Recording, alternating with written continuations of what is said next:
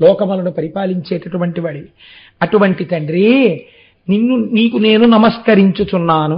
శంకరాచార్య కృతమైనటువంటి భుజంగ స్తోత్రాన్ని చదివితే ప్రతి ఇంట్లో మీరు ఎవరి దగ్గరికి వెళ్ళి ఒక కంప్లైంట్ చేయక్కర్లేదు. ఏమిటో తెలుసా అండి, మా మనస్సు ప్రశాంతంగా ఉండట్లేదండి, చాలా డిస్టర్బ్డ్గా ఉంటుంది అంటుంటారు. చిత్రం ఏమిటంటే మీరు ఏది అంగీకరించాలో అది అంగీకరించే మనస్సు ఇచ్చేస్తాడు. సుబ్రహ్మణ్య స్వరూపమును గురించి, వారి తత్వమును గురించి శాస్త్రం ఎలా మాట్లాడుతుందంటే, పార్వతీ పరమేశ్వరుల ఇద్దరి యొక్క దయ, ఇద్దరి యొక్క కారుణ్యము ఒక చోట ప్రోది చేస్తే, ఒక చోట ముద్ద చేస్తే అది ఏ సుబ్రహ్మణ్యుడు. ఎందుచేత అంటే మనకి ఒక విషయాన్ని పెద్దలు చెప్తూ ఉంటారు. మీరు చూడండి, పార్వతీ పరమేశ్వరులు ఇద్దరూ కలిసి మనకి అర్ధనారీశ్వర స్వరూపంతో సాక్షాత్కరిస్తారు. వామాంకస్థిత జానకీ పరిలసత్ అన్నట్టే ఎడం పక్కన అమ్మవారితో కలిసి పరమశివుడు మనకి దర్శనమిస్తాడు.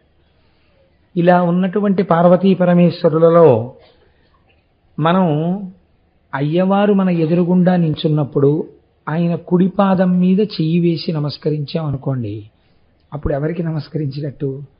పరమశివుడికి నమస్కరించినట్టు. అప్పుడు ఆయన ఎడం పాదం కోసం మీరు వెతుక్కున్నారనుకోండి, దొరకదు. ఎందుకని? ఎడమ పాదం అమ్మవారి పాదం అయి ఉంటుంది.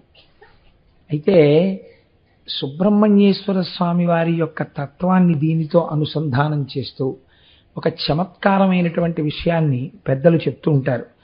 సాధారణే స్మరజయే నిటలాక్షి సాధ్యే భాగశివో భజతు నామ యశస్ సమగ్రం వామాంఘ్రిమాత్రకలితే జననత్వదీయే కావా ప్రసక్తిరిహ కాల జయే పురారేహే.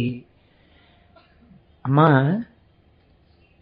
సాధారణంగా మనం లోకంలో ఏమని చెప్పుకుంటూ ఉంటామంటే, పరమశివుడు తన మూడవ కంటి మంట చేత మన్మధుణ్ణి కాల్చినాడు అని చెప్తాం. అప్పుడు ఆ ప్రతిష్ట ఎవరికి ఆపాదింపబడినది? శంకరునకు ఆపాదింపబడింది. ఆయన కామారి, కాముణ్ణి కాల్చినవాడు. కానీ మీరు తత్వతః విచారణ చేస్తే మూడవ కన్ను పార్వతీదేవికి ఉంది, పరమేశ్వరుడికి ఉంది. కళాభ్యాం చూడాలంకృత శిశికళాభ్యాం నిజతపఫలాభ్యాం అని ఒకరు ఒండరులకు, ఒకరి తపములకు ఒకరు ఫలమైనట్లుగానే ఇద్దరికీ మూడో కన్ను ఉంటుంది.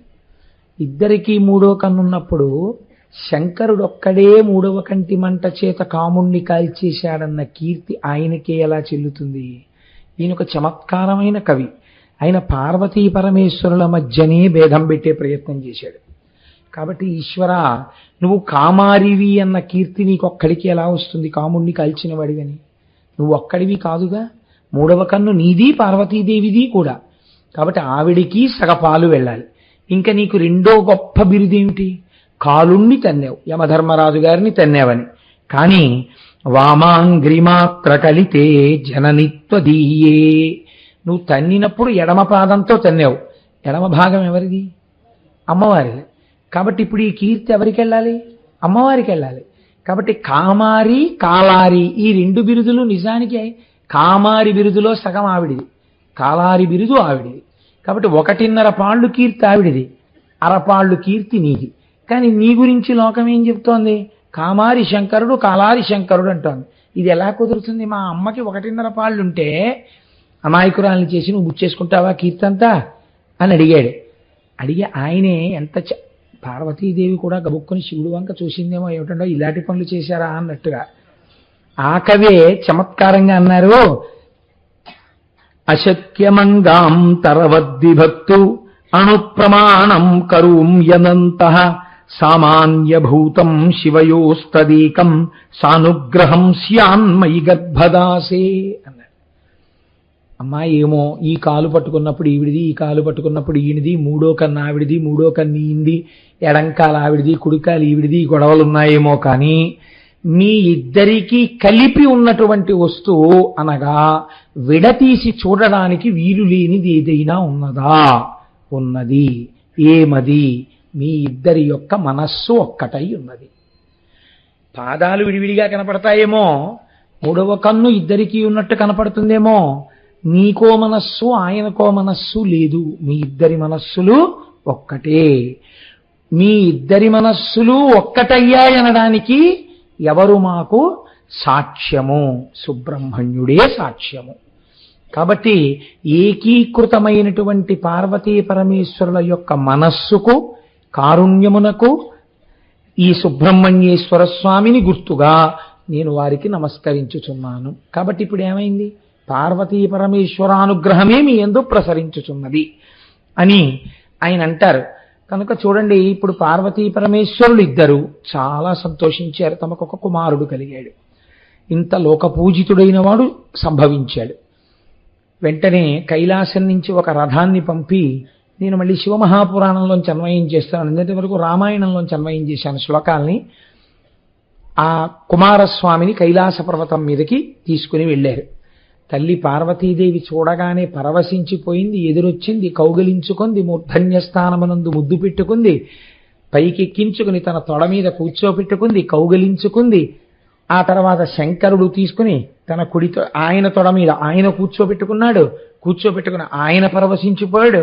పరవశించిపోయి ఎంత చిత్రమైన మాట అన్నాడంటేట, మూడవ వాడికి వినపడకుండా షణ్ముఖుడి కుడి చెవు దగ్గరికి తీసుకుని ఆయుష్మాన్ భవ, ఆయుష్మాన్ భవ, ఆయుష్మాన్ భవ అని 6 మాటలు అన్నట్టు.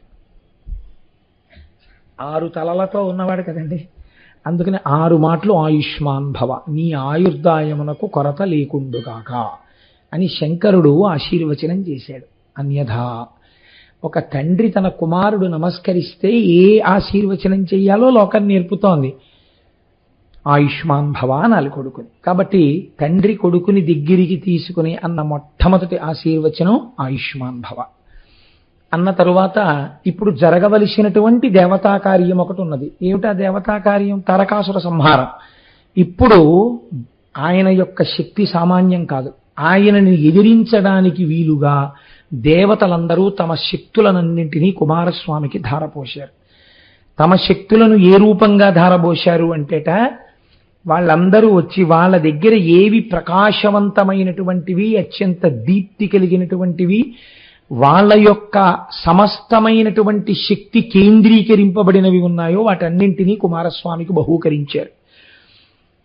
పార్వతీ పరమేశ్వరులు ఇద్దరూ కలిసి త్రిశూలము, పినాకము, పాశుపతాస్త్రము, గొడ్డలి, శక్తి అయ్యవారి చేతిలో ఉంటుంది, సుబ్రహ్మణ్యేశ్వరుడి చేతిలో పట్టుకున్నటువంటి శూలం అది అమ్మవారి యొక్క శక్తి.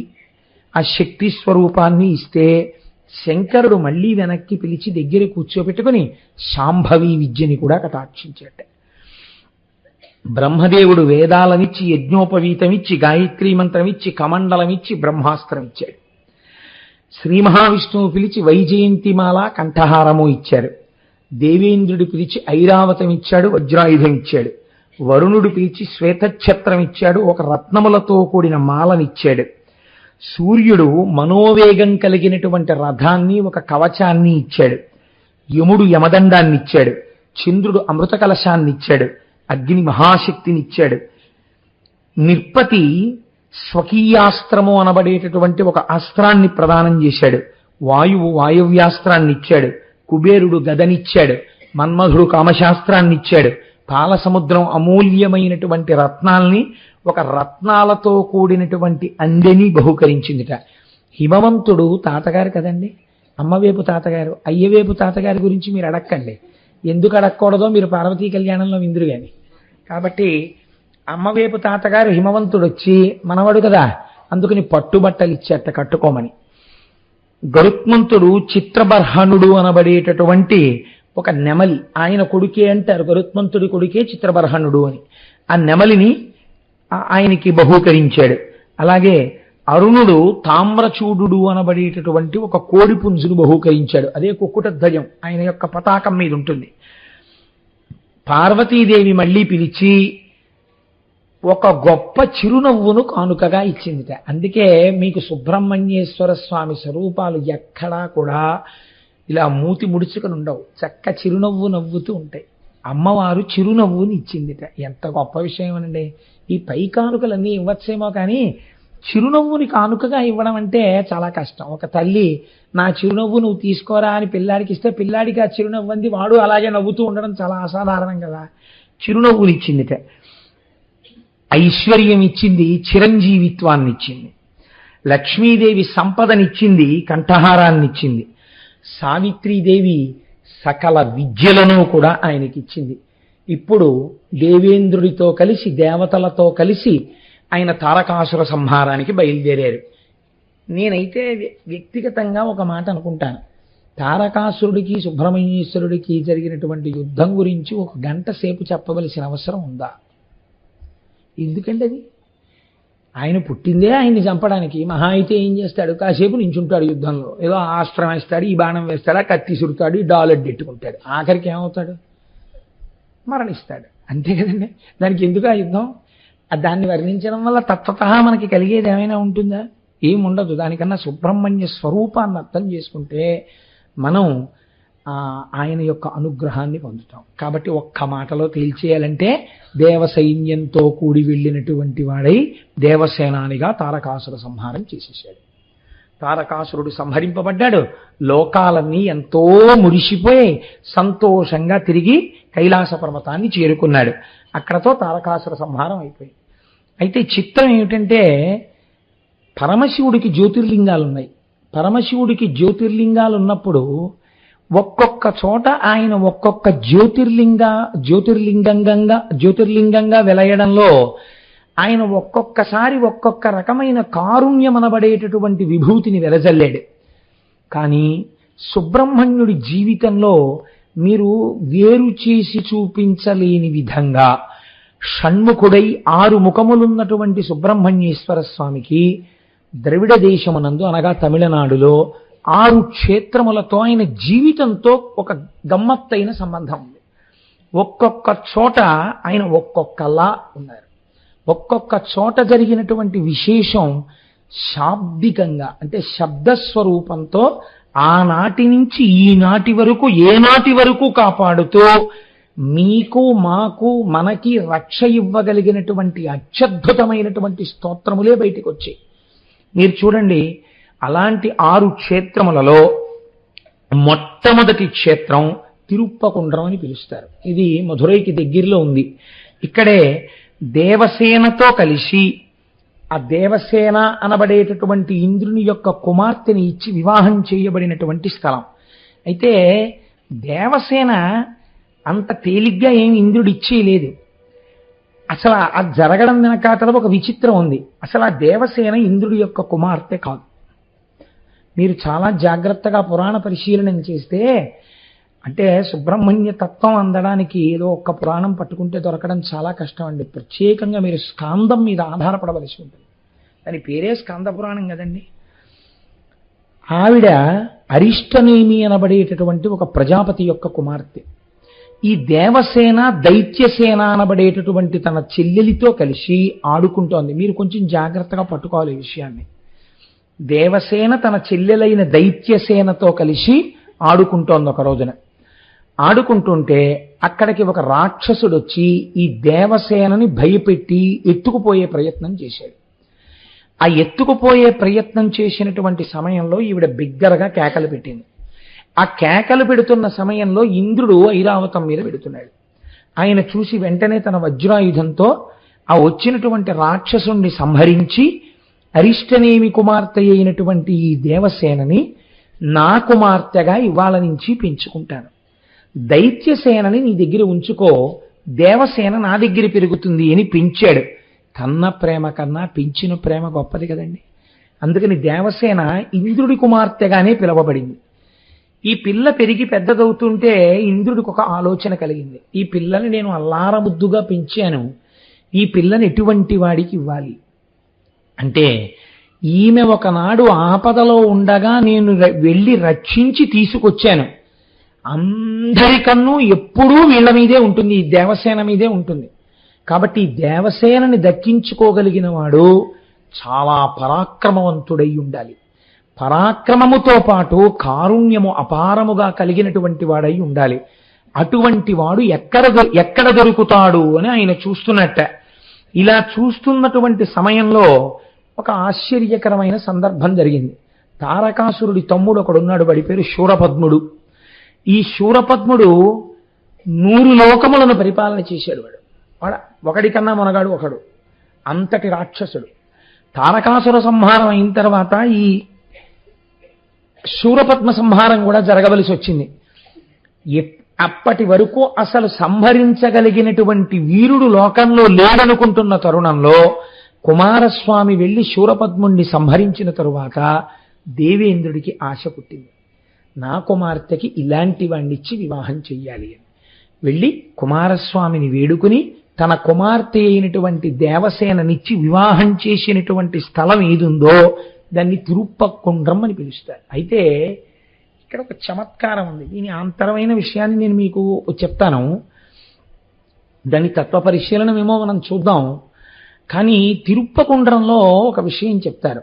అక్కడ కొన్ని ప్రత్యేకమైన తిథుల యందు మీరు భార్యతో బిడ్డలతో స్నేహితులతో కలిసి అక్కడికి వెళ్ళి సుబ్రహ్మణ్యేశ్వర స్వామి వారి దర్శనం చేసుకుని మీ పర్సు తీసి అందులోంచి ఒక 5 రూపాయలు 10 రూపాయలు 20 రూపాయలు మీ శక్తి కొలది భార్యకి బిడ్డలకి స్నేహితులకి బహుమానం ఇస్తే ఎన్ని కోట్ల జన్మలకి కూడా ఎంతమందికైనా తాను బహుమానములను ఇయ్యగలిగినంత సంపత్తిని పొందుతాట.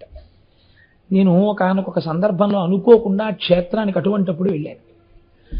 మీరున్నారా శంకరం గారు? అప్పుడు వెళితే అక్కడ ఆ రోజున మాకు అర్చకులు చెప్పి మీరు ఇవ్వాలి ఇక్కడ కానుకలు ఇచ్చుకుని వెళ్ళండి అన్నారు. అంటే మేమందరం అప్పుడు మాలో వచ్చిన వాళ్ళకే మేము గబగబా పరుసులు తీసి ఏదో ఎవరి శక్తి మేరకి వాళ్ళం బహుమానాలు ఇచ్చుకున్నాం. కాబట్టి అదో చిత్రమైనటువంటి క్షేత్రం తిరుప్పకుండ్రం. అయితే మీరు ఒక్క విషయాన్ని ఆలోచించేయండి. పెంచుకున్నటువంటి పిల్ల దేవసేన అనగా ఏమి? దేవసేన అంటే దేవతల యొక్క సైన్యము.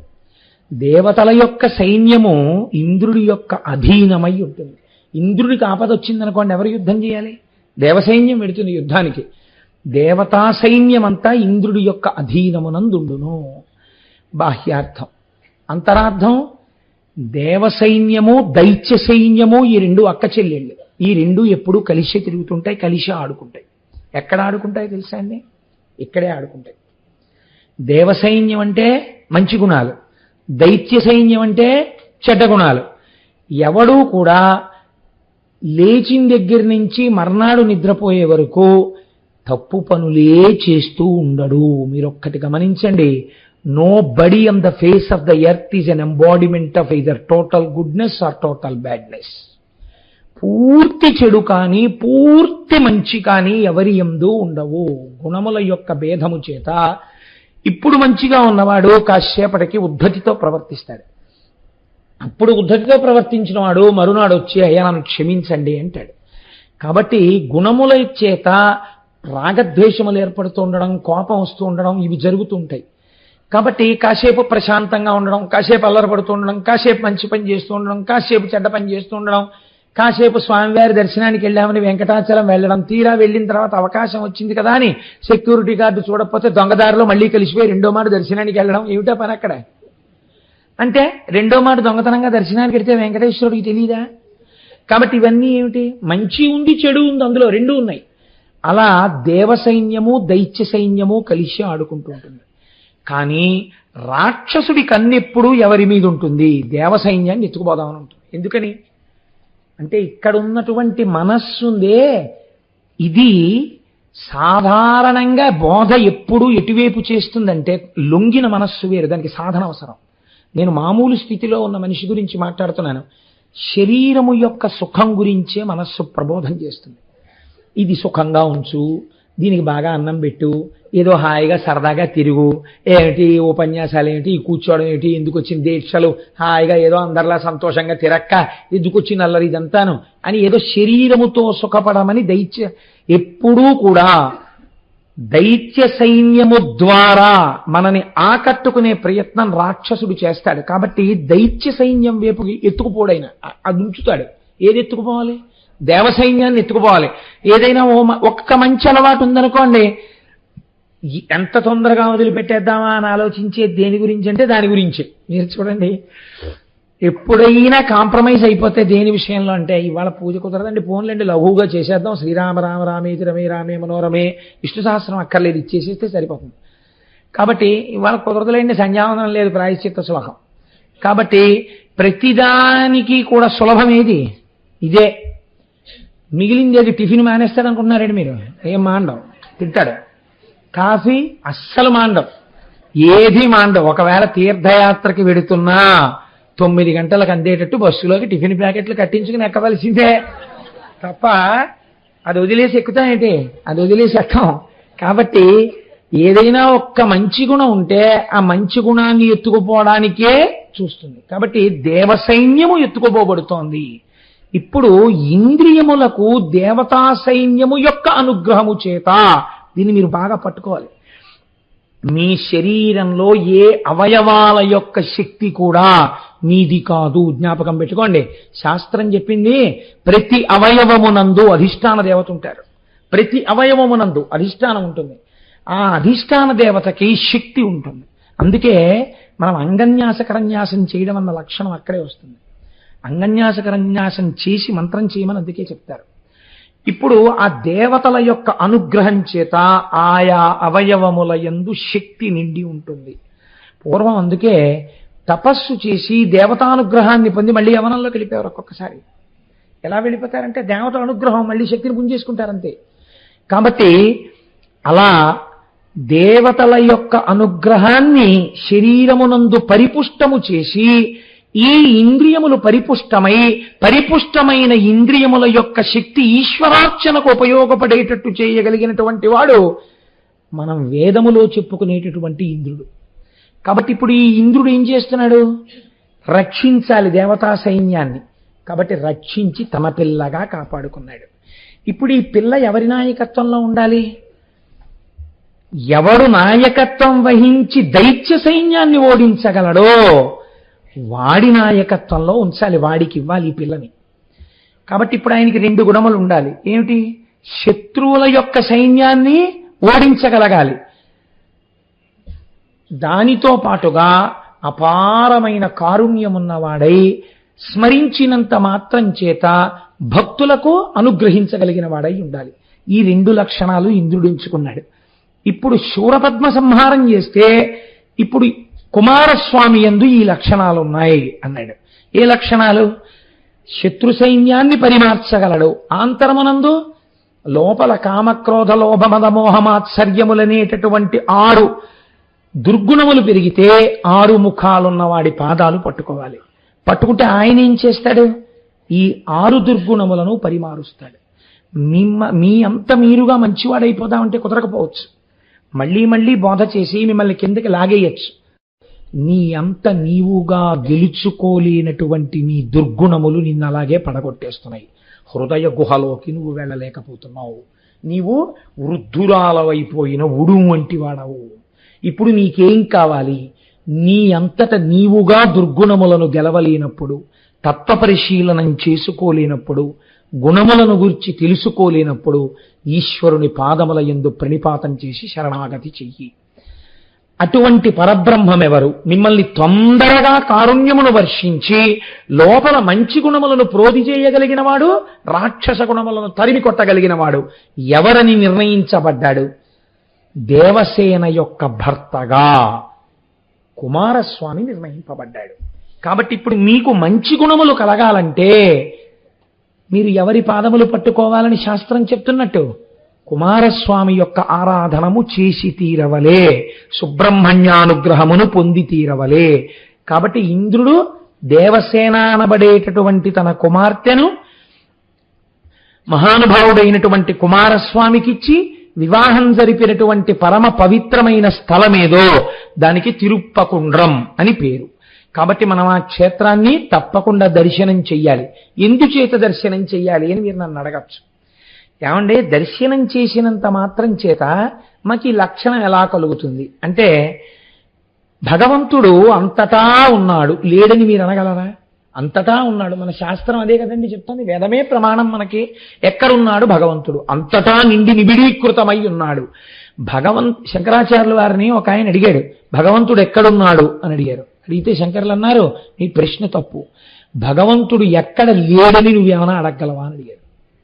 ఎక్కడ ఉన్నాడని అడుగుతాయంటే అంతటా ఉన్నాడు. దానికి జవాబు ఏమిటి? ఇంకా ఎక్కడన్నా లేడా అని అడుగు. లేని చోటు లేదని చెప్పవలసి వస్తుంది జవాబుగా. కాబట్టి ఇప్పుడు అంతటా ఉన్న ఈశ్వరుడు ఉంటే మరి అయ్యప్ప స్వామికి ఇక్కడ గుడి ఎందుకండి? అలా వెళ్ళేటప్పటికి వెంకటనగర్లో శివాలయం, వెంకటేశ్వర స్వామి గుడి ఎందుకు? ఇలా వెడితే భానులింగేశ్వరాలయం ఎందుకు? ఆయన ఎవరో అన్నాడు, ఒక గడుసు కవి, ఇంతమంది అమ్మ తల్లులు ఇన్ని దిక్కులుండగా పంట చేను కాపలాకు నేను ఎందుకో అన్నాడు. అలాగా చిత్రమే కదా. ఇన్ని దేవాలయాలు ఎందుకు మరి అన్ని చోట్ల ఈశ్వరుడు ఉంటే? అంటే వెలుతురు గదంతా ప్రసరిస్తున్నా వెలుతురు ప్రధానంగా ప్రసరింపబడుతున్న లైట్ ఉన్న ప్రదేశం ఒకటి ఉందిగా, అక్కడి నుంచేగా ప్రసరింపబడుతోంది. అంతటా ఈశ్వరుడున్న భాగవతుల ప్రార్థన చేత ఈశ్వర శక్తి ఒక చోట పొటమరించి ప్రకాశించినది. ఇదే వేదాహమేతం పురుషం మహాంతం ఆదిత్యవర్ణం తమసస్తు పారే సర్వాణి రూపాణి విచిత్రే ధీర నామాని కృత్వాభివదన్ యదాస్తే. ఇది పురుష సూక్తం. ఒక్కొక్క మహానుభావుడు నేను ఈశ్వరుణ్ణి ఇలా చూడకుండా ఉండలేనని చేసినటువంటి ప్రార్థన చేత పరమశుడైన పరమాత్మ ఒక రూపమును దాల్చి ఒక చోట సాకారముగా వెలిసినాడు. కాబట్టి ఇప్పుడు దేవాలయం అన్నది వచ్చినది. అలా మీరు ఇంత పరమ పవిత్రమైన స్థలంలో కాలు పెట్టడమే చాలా గొప్ప పుణ్యంగా స్వీకరింపబడుతుంది. ఇప్పుడు ఈ పుణ్యం ఏమవుతుంది? మీ యందు దేవసేన అవుతుంది. కనుక ఈ క్షేత్రములను చూసి తీరవలసినదే. తమిళనాటైతే ఏమంటారో తెలుసా అండి? వీటిని క్షేత్రములని పిలవరు. వాళ్ళంటారు షణ్ముఖుడి ఆరుముఖాలు అంటారు. షణ్ముఖుడి ఆరుముఖాలే అవి అంటారు. వాళ్ళు ఒక చిత్రమైన పేరుతో పిలుస్తారు. తిరుప్పై వీడ ఏదో ఉంది దానికి ఆ పేరు. అనగా షణ్ముఖుడి ఆరుముఖాలు చూశావా? ఆరుముఖాలు చూడడం అంటే ఈ 6 క్షేత్రాలు చూశావా? 6 క్షేత్రాల్లో మీరు ఒక్కొక్క క్షేత్రానికి వెళ్ళినప్పుడు ఏది మీ యందు బలమైనటువంటి ఆసురీ గుణం ఉందో దాన్ని ముందు ఈశ్వరుడు తీసేస్తాడు. కామానికి ఈ క్షేత్రం, క్రోధానికి ఆ క్షేత్రం, అలా ఏం ఉండదు. మీరు ఏ క్షేత్రానికి వెళ్ళండి దాన్ని ఈశ్వరుడు తీసేస్తాడు. మనకి శాస్త్రమునందు చాలా చిత్రంగా ఉంటుందండి స్థితి. ఒక మహానుభావుడు దేవాలయ నిర్మాణం చేస్తుండేవాడు. వారు నాకు జ్ఞాపకం ఉన్నంత వరకు వారి పేరు పశుపతి నాయర్. ఆయన దేవాలయాలు కడుతుంటే విపరీతమైన కోపం ఆయనకి.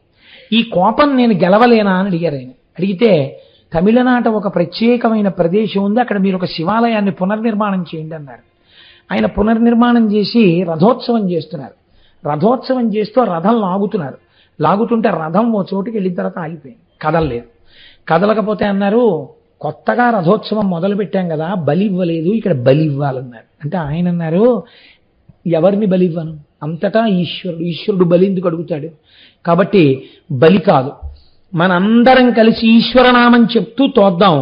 తోసినప్పుడు ఇది కదులుతుంది. కదిలిన తరువాత ఒకవేళ కదిలిందా ఈశ్వరానుగ్రహంగా అనుభవిద్దాం, కదలకపోతే నా తలకాయ రథచక్రం కింద పెట్టేస్తాను అన్నాడు. అన్న తరువాత రథాన్ని తోస్తే రథం కదిలిపోయింది. ఆ రథం గుడి చుట్టూ తిరిగొచ్చి ఈయన ఏ ఇంటిలో ఉంటూ గుడి పునర్నిర్మాణం చేస్తున్నారో అక్కడికి వచ్చినప్పుడు హారతిస్తున్నారు. ఒక్క భావన కలిగిందండి ఆయనకి, ఈశ్వరా ఒక్క నా మాట ఎంత మన్నించావయ్యా, ఎంత కోపిష్టివాణ్ణి, ఇంత కోపిష్టివాడివి, కదలకపోతే ఎన్ని శాపనార్థాలు ఎడుదునో నిన్ను. అలాంటిది గభాలన తలయ పెట్టేస్తానంటున్నాడని రథం కదిపిస్తావా, ఏమి కారుణ్యమయ్యా అంటూ ఆ హారతిస్తూ చూస్తూ కన్నుల నీరు కారుస్తూ ఆయన వాత్సల్యాన్ని అనుభవిస్తూ ఉండగా ఆయన జ్యోతి స్వామిలో కలిసిపోయింది. కాబట్టి ఇది యథార్థంగా జరిగిన సంఘటన అండి. ఎన్నో సంవత్సరాలు అవ్వలేదు కూడా. అయితే నేను ఎక్కడెక్కడో ఎప్పుడెప్పుడో చదువుతుంటాను. ఇవన్నీ అసత్యములు మాత్రం కావు. నేను ఒక పరమ పవిత్రమైన వేదిక మీద కూర్చుని అలా అబద్ధాలు చెప్పను. కానీ ఈశ్వరుణ్ణి నమ్మితే దుర్గుణం తీయడం కాదండి, మీకు అటువంటి పూర్ణత్వాన్ని ఇచ్చేస్తాడే, తనలో కలిపేసుకుంటాడు. ఒక్కొక్క క్షేత్రము అంతంత శక్తివంతమైన క్షేత్రములు. కాబట్టి అది తిరుప్పకుండ్రం అంటారు. రెండవది తిరుచెందూర్. ఈ తిరుచెందూరులో ఆశ్చర్యకరమైనటువంటి సంఘటన ఒకటి జరిగింది.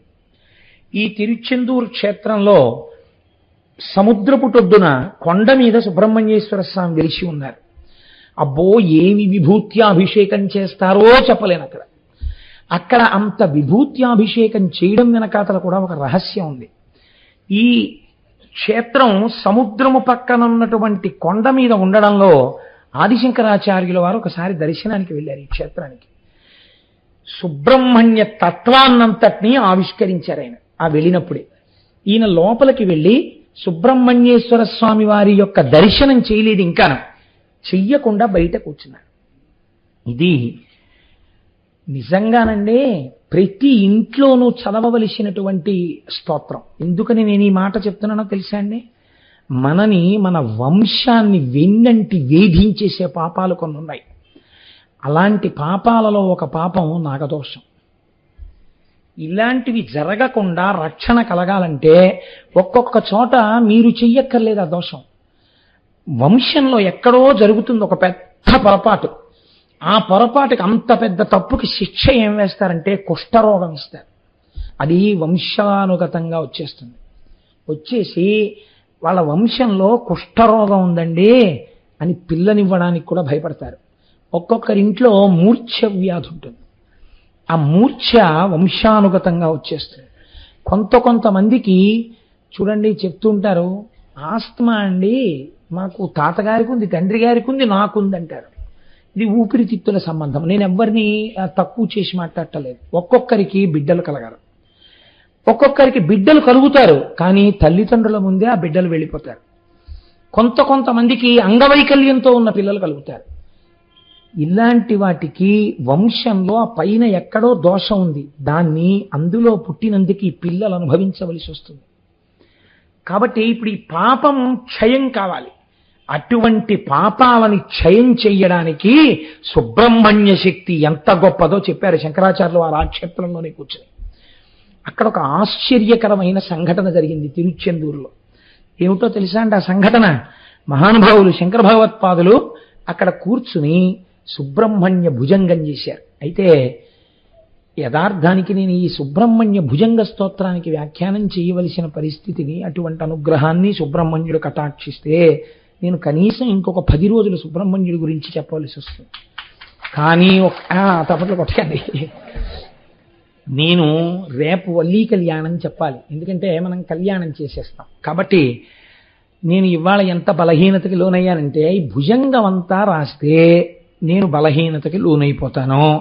కాబట్టి కొద్ది శ్లోకములను మాత్రమే సభలో విజ్ఞాపన చేసి దాని వైభవాన్ని మాత్రమే ఒక్కసారి చెప్తాం. ప్రతి ఇంటిలో అది ఎందుకు చదువుకోవాలని శంకరాచార్యులు వారే చెప్పారో తెలుస్తుంది.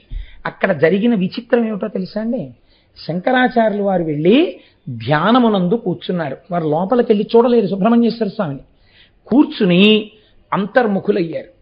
అంతర్ముఖులై నోటితో ఇంకా పైకి పలకట్లేదు ఆయన. ధ్యానంలో ఉన్నవారు పైకి ఎలా పలుకుతారండి? కుదరదు. ఆయన నోటి వెంట ఇంకా అది శాబ్దికంగా పైకి రాలేదు ఆ స్తోత్రం. ఆయన కూర్చుని మొట్టమొదట వినాయకుడిని ప్రార్థన చేసి సుబ్రహ్మణ్యుడిని ఉద్దేశించి అన్నారు, నజానామి పద్యం నజానామి గద్యం నజానామి శబ్దం నజానామి చత్తం చిదేకాశడాస్యా హృది ద్యోతతే మే ముఖా నిశ్చరంతే గిరిశ్చాపి చిత్రం అన్నారు. స్వామి, నేను నిన్ను చూడ్డం కోసమని లోపలికి వచ్చాను దర్శనానికి. కానీ వచ్చిన తర్వాత నాకు అనిపించింది లోపల చూసేది ఇక్కడ చూసేది. ఆయనకి గుహ అని ఒక నామం కదా, నీ హృదయ గుహయందున్నవాడు కదా, నీ హృదయ గుహయందు చూడడం మాని అక్కడ చూస్తానంటున్నావి. ఇక్కడ కూర్చుని ప్రయత్నించనిపించింది. నేను కూర్చున్నాను. కానీ నీ గురించి 4 ముక్కలు తలుచుకుందాం, చెప్పుకుందాం అంటే నజానామి పద్యం, నాకు పద్యం చెప్పడం రాదు. మీరు ఒకటి ఆలోచించండి, నజానామి అండంలో నాకు రాదు. ఇప్పుడు నిజంగా ఈ మాట శంకరాచార్యులు వారు అనొచ్చా? ఇటువంటి మహానుభావుడండి శంకర భగవత్పాదులంటే.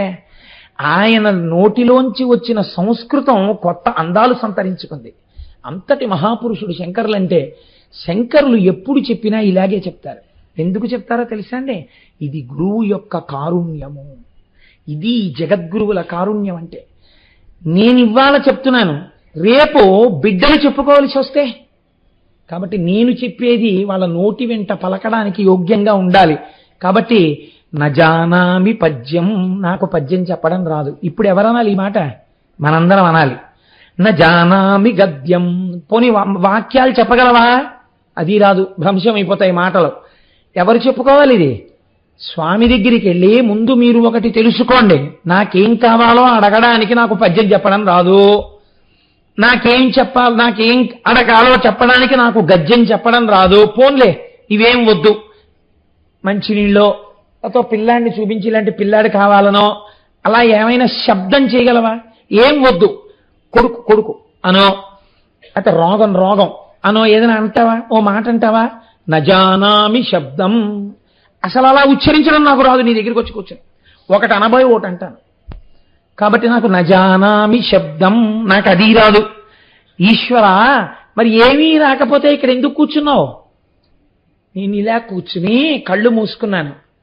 6 ముఖాలతో ఉన్నటువంటి మత్సలేని చందమామ వంటిది మీ అమ్మ పార్వతీదేవి. మీ అమ్మ సౌందర్యాన్ని పుణికి పుచ్చుకుని 100 చంద్రులు మత్సలేని వాళ్ళు 6 ముఖాలతో ప్రకాశిస్తే ఎలా ఉంటుందో అటువంటి రూపము నాకు ఇక్కడ కనపడింది.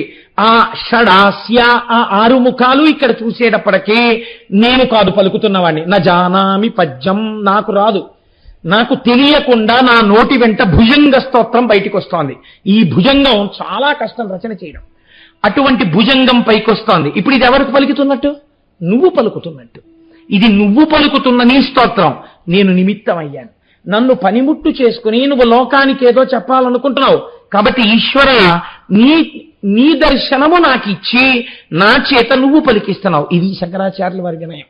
సౌందర్యలహరిలో కూడా ఇలాగే మాట్లాడతారు ఆయన. అని ఆయన అన్నారు, మయూరాధిరూఢం మహావాక్య గూఢం మనోహారి దేహం మహాచిత్త గేహం మహీదేవ దేవం మహావేద భావం మహాదేవ బాలం భజే లోకపాలం. ఈశ్వర, మీరు ఇటువంటి వారో తెలుసా? మయూరాధిరూఢం, మీరు నెమలి వాహనం మీద తిరుగుతూ ఉంటారు. ఈ నెమలి ఏమిటో, చిత్రపరహనుడేమిటో మీకు విజ్ఞాపన చేస్తాను. 2 అర్థముల చేత నెమలి గురించి చెప్తారు. ఒకటి మయూరాధిరూఢం, నెమలి మీద కూర్చోవడము అంటే అస్కలిత బ్రహ్మచర్యము. ఆయన ఎన్నడూ బ్రహ్మముగా ఉండువాడు. అందుకే కుండలిని శక్తికి సుబ్రహ్మణ్యుడు ప్రతీక. ఆయన ఎప్పుడు లోపల అగ్నిస్వరూపుడై ఆ షట్చక్రముల మధ్యలో సుషుమ్నా మార్గంలో ప్రవర్తిస్తూ ఉంటాడు. కనుక మయూరాధిరూఢం కాదు. 2వ అర్థం, ఈశ్వరుణ్ణి భరిస్తున్నటువంటి వాహనము ఏదైనా వేదమే. వేదమే ఈశ్వరుణ్ణి ప్రతిపాదిస్తుంది శబ్దరూపంలో ప్రమాణమై. కాబట్టి ఇక్కడ మయూరమనగా వేదమే. వేదమే ఈశ్వరుణ్ణి వహించుచున్నది కనుక వేదము కాదు. ఇంకొక అర్థం, నెమలికి ముడుచుకునుండునదేది, విప్పేది ఏది? పింఛం. బర్హి పింఛావ చూడాంగం కృష్ణం వందే జగద్గురుం అని ఆయన కూడా నెమలిక పెట్టుకుంటారు. ఇక్కడ నెమలి ఏం చేస్తుంది? తన ఈకలన్నింటినీ ఇలా మూసేస్తుంది. మూసేస్తే ఓ పెద్ద తోకలా తయారవుతుంది. అసలు నిజానికి మీరు నెమలిని ఎప్పుడైనా చూస్తే ఏమనిపిస్తుందో తెలుసా అండి? అసలు ఈ నెమలికి ఇంత పెద్ద ఈ ఈకలతో కూడిన పింఛం చాలా బరువేమో అనిపిస్తుంది. ఇంత కట్ట ఉంటుందండి, ఈడుచుకుపోతుంటుంది. ఏమిట్రా ఇది ఇలా కట్ట కట్టేసినట్టు, ఏదో చీపురు పుల్లల తెల్ల పుల్లలతో చివర మాత్రమే కనపడతాయి, మీకు మామూలుగా ఏం కనపడదు. పెద్ద పింఛం అలా మూసేసినప్పుడు ఏం అందం ఉండదండి. అందం ఎప్పుడో తెలుసా అండి? మీరు అలా విప్పేసిన నెమల్ని చూస్తే నేను ఒప్పుకోనండి అందం అంటే. అలా చెప్పి ఏమన్నా అందం అండి అంటే నేనేం సిద్ధంగా లేను అలా అంగీకరించడానికి. అందం ఏమిటో తెలుసా అండి? మయూరం యొక్క అందం. మయూరము యొక్క అందమును మీరు ఎప్పుడు అనుభవించగలరంటే, ఎండాకాలం అంతా వెళ్ళిపోయిన తర్వాత వర్షాకాల ప్రారంభ సమయంలో ఆకాశం అంతా నల్లటి మబ్బు పట్టేసి ఒక్కసారి గాలి ధూళి వేస్తుంది. ఇంకా ఇంతంత చినుకులు టప్ టప్ టప్ అని పడ్డానికి సిద్ధంగా ఉంటాయి. సిగ్నల్ రెడ్ లో ఉన్నా సరే స్కూటర్లు వెళ్ళిపోతుంటాయి, ఇంకా తొందరగా ఇంటికి వెళ్ళిపోతాం తడిసిపోతామని. ఇలాంటి వాతావరణంలో దుమ్ము రేగుతుంటుంది. ఇప్పుట క్రేంఖణం చేస్తున్నప్పుడు అది ఆ రవం చేసి అటు ఇటు చూసి మురిసిపోయి అడుగులు వేస్తుందట. ముందు నాట్యం చేస్తుంది. నెమలి నాట్యం చేశాక అప్పుడు తన యొక్క పింఛాన్ని పైకెత్తుతుంది. అప్పుడు చూడాలందం. అది గభాలన విప్పదు. ఇలా ఉన్నటువంటి ఈ తోకని ఇలా పైకెత్తుతుంది ముందు. అసలు మీరు దీన్ని చూడాలంటే తెల్లవారకట్ట వెళ్ళిపోయి వేదం జరుగుతున్నప్పుడు రమణ మహర్షి యొక్క ఆశ్రమంలో భగవాన్ రమణులు శరీరం విడిచిపెట్టినటువంటి గదికి దగ్గరలో ఎక్కడైనా కూర్చుంటే ఆ పైన తిరుగుతుంటాయి నెమళ్ళు. మీరు చూడండి, అది ఇలా పైకెత్తుతుంది. ఎత్తి ఒడిచిపెడుతుందని మీరు అనుకుంటున్నారా? ఎన్ని చిన్నెలు చేస్తుందో తెలుసా అండి? మధ్యలోకి సొట్టొచ్చేలా తిప్పుతుంది. ఆ తర్వాత ఇవన్నీ ఇలా వంగేటట్టుగా తిప్పుతుంది. ఆ తర్వాత విప్పడం మొదలెడుతుంది. విప్పడం మొదలెడితే విసినికర్రలు ఉంటాయే, ముడుచుకున్న విసినికర్రలు ఇలా విప్పుతుంటారు మన వాళ్ళు. అలా విప్పుతుందండి. ఈ కింద చివర్న మొదలు పెడుతుంది. మొదలుపెట్టి ఇలా ఇలా దులిపినప్పుడల్లా విచ్చుకుంటుంది. విచ్చుకుని పింఛం విప్పుతుంది వెనకాల. ఇది ఎవరికి అలంకారం? నెమలికే అలంకారం. ఇప్పుడు మీరు ఈ పింఛం విప్పిన నెమలిని నెమలికంఠం అంటారు. ఆ నెమలికంఠంతో ఆ పింఛం విప్పి అడుగులు వేసి నాట్యం చేస్తూ నల్లమబ్బు పట్టిన ఆకాశాన్ని చూసి పొంగిపోయినటువంటి పింఛం విప్పిన నెమలి ఉన్నదే, అది తత్వతః స్వీకరింపబడుతోంది. మయూరాధిరూఢం. ఇందుచేత మీరు చూడండి, దేశకాల సంకీర్తనము అని పూజ ఎందుకు మాట ఉంది. ముందేం చెప్పాలంటే మీరు ఎక్కడున్నారు, ఈశ్వరుడికి తెలియదా? కాదు, మీకు తెలిసి ఉండాలి. కాబట్టి అనంతములోకి వెళ్లే ముందు మీరు మొదట ఎక్కడ ప్రారంభం అవుతుంది?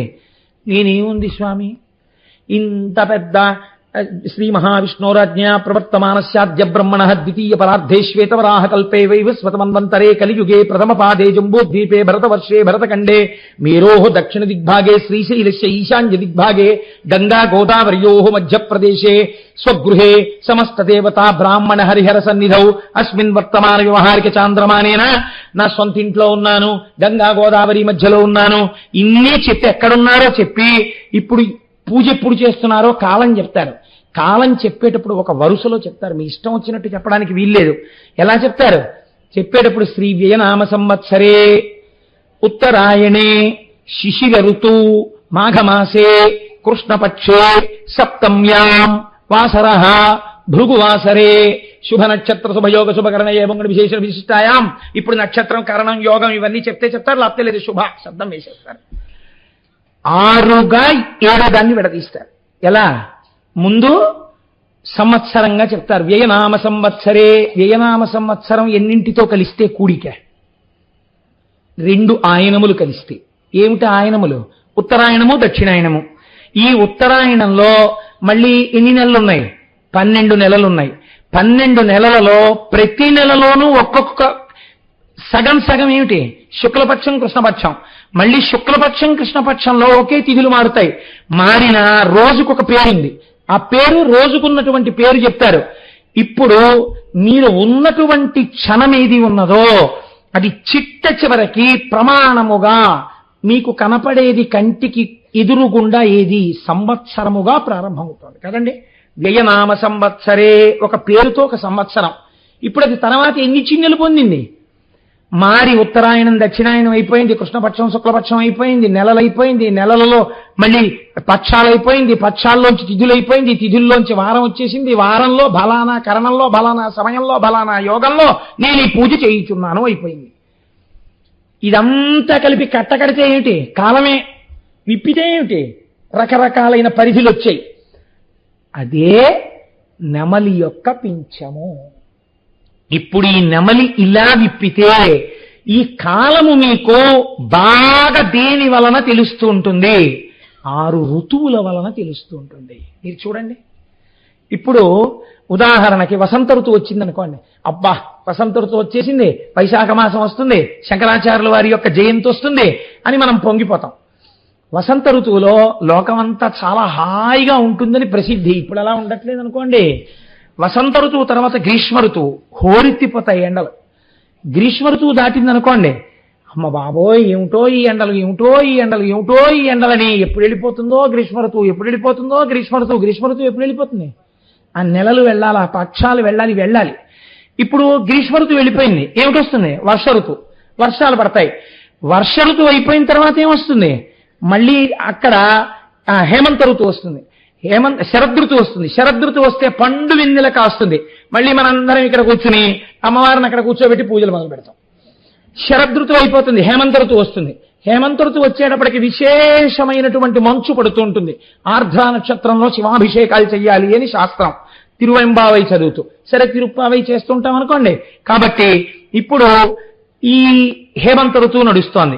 హేమంత ఋతువు అయిపోయిన తర్వాత ఏమొస్తుంది? శిశిర ఋతువు వస్తుంది. చెట్లు ఆకులు రాల్చేస్తాయి. ఈ శిశిర ఋతువు అయిపోతే మళ్ళీ వసంత ఋతువు వస్తుంది. కదిలిపోతున్న కాలము మీకు దేనిగా తెలియబడుతోంది? మీ దేహమునకు కలిగేటటువంటి సుఖదుఖముల రూపంలో, మారుతున్న ఋతువుల రూపంలో తెలుస్తోంది. ఈ తెలియబడే 6 ఋతువులే సుబ్రహ్మణ్యుడి యొక్క 6 ముఖాలు. ఇప్పుడు ఆయన కూర్చున్న కాలమే నెమలి. దాని కాళ్ల కింద ఒక పాము పడుంటుంది. ఏమిటా పాము? పాము మృత్యువునకు సంకేతము. పాము చూసింది అనుకోండి నిద్ర పట్టదు. ఇంకా ఎందుకు పట్టదు? మృత్యువుతో సమానం, మృత్యువే. ఇప్పుడు ఇటువంటి పాము ఎక్కడ పడిపోయింది? నెమలి కాళ్ల కింద పడిపోయింది. నెమలి ఆజన్మ శత్రుత్వం. ఎవరిని చంపేస్తుంది? పావును చంపేస్తుంది. అంటే కాలమునందు పుట్టి కాలమునందు నశించిపోకుండా కాలాతీతమైన స్థితిని, మోక్షాన్ని పొందాలంటే నెమలి మీద కూర్చున్న వాడి పాదాలు పట్టుకోవాలి. కాబట్టి ఇప్పుడు ఎవరి పాదాలు పట్టుకోవాలి? సుబ్రహ్మణ్యుడి పాదాలు పట్టుకోవాలి. ఆయన పరబ్రహ్మము కనుక ఆత్మావై పుత్రనామాసి, తండ్రికి కొడుక్కి అభేదం. కాబట్టి ఇప్పుడు పరమశివుడికి సుబ్రహ్మణ్యుడికి భేదమున్నదా? తత్వతః ఉండదు, బ్రహ్మమే అయ్యుంటారు. కాబట్టి ఇప్పుడు ఈ తత్వము ఆవిష్కరింపబడడం మయూరాభిరూఢం మహావాక్య గూఢం. మహావాక్యములని మనకున్నాయి, తత్వమసి మొదలైనవి. ఇవి ఇక్కడే ఇప్పుడే ఈశ్వరుడవై ఉన్నావు అని చెప్తుంటాయి. మీరు ఆయనని తెలుసుకుంటే మీరు ఆయన అవుతారు. కాబట్టి మహావాక్య రూఢం మనోహారి దేహం. ముందు భక్తి ప్రారంభం అవ్వాలి. చూడగానే ఆ మూర్తిని మనసు పొంగిపోవాలి. అంతటి అందగారైనటువంటి పురుష స్వరూపం సుబ్రహ్మణ్య స్వరూపం.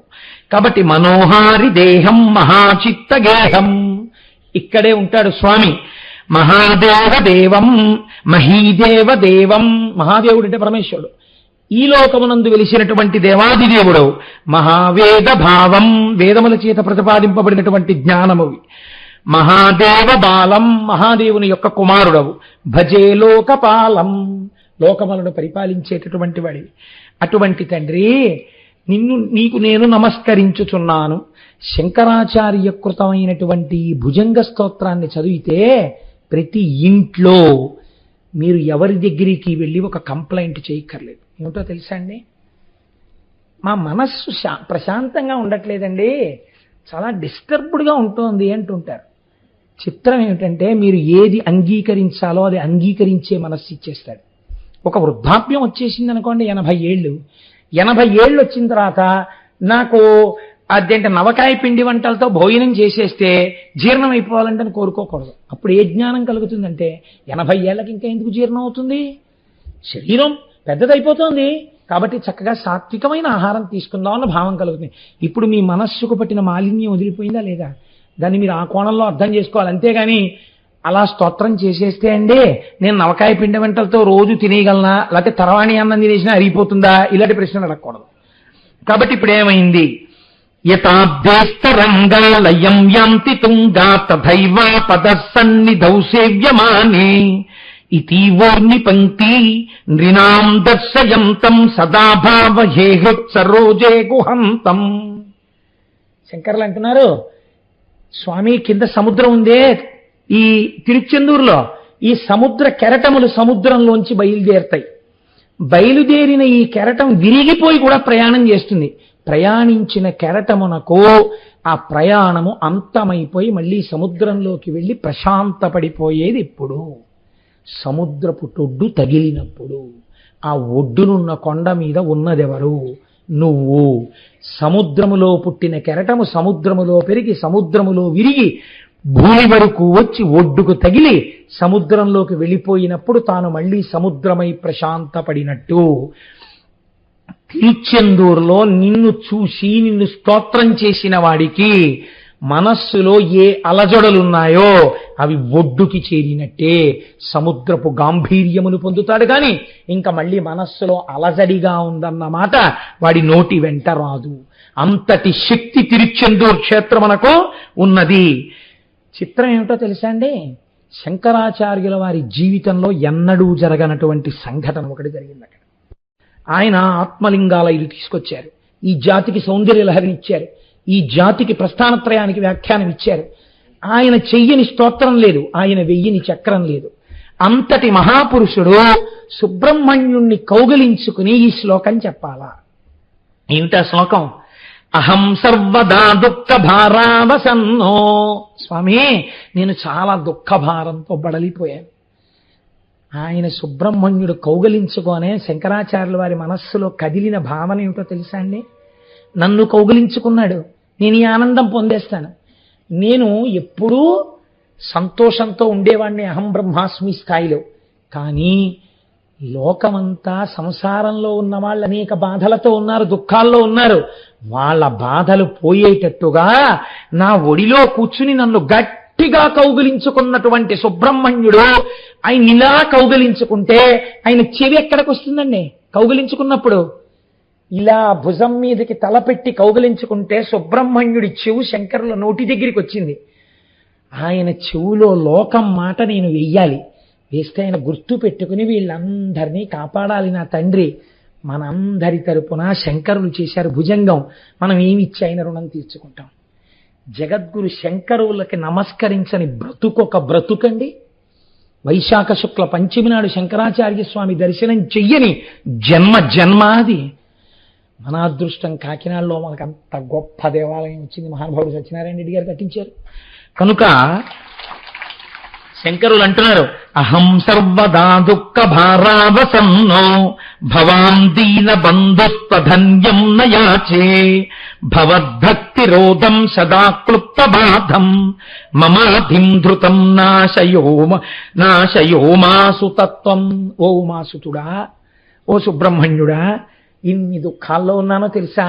ఈ దుఃఖాలు లోపల ఉండడం వల్ల నేను నీ వంక చూడలేకపోతున్నాను, నిన్ను స్తోత్రం చెయ్యలేకపోతున్నాను. ఈశ్వర, నా దుఃఖములను పరిమార్చి నేను సంతోషంగా ఉండేటట్టు చెయ్యి. అందుకే జన్మాంతరములుగా ఎక్కడైనా దోషం జరిగితే ఎన్ని మహాపాపాలు కట్టి కుడిపి ఏడిపిస్తాయో శంకరాచార్యులు వారు లిస్టు చెప్పారు. అపస్మార కుష్టాక్షయార్ష ప్రమేహ జ్వరాన్మోద గుల్మాది రోగా మహాంత్వా పిశాచాశ్చ సర్వే భవత్పాత్ర భౌతిం విలోక్య క్షణాతారకారే ద్రవంతి. స్వామి, నాకు ముందు నా వంశంలో పుట్టిన వాళ్ళు ఎవరు దోషభూయిష్టమైన నడుబడి ఉన్నారో నాకు తెలియదు.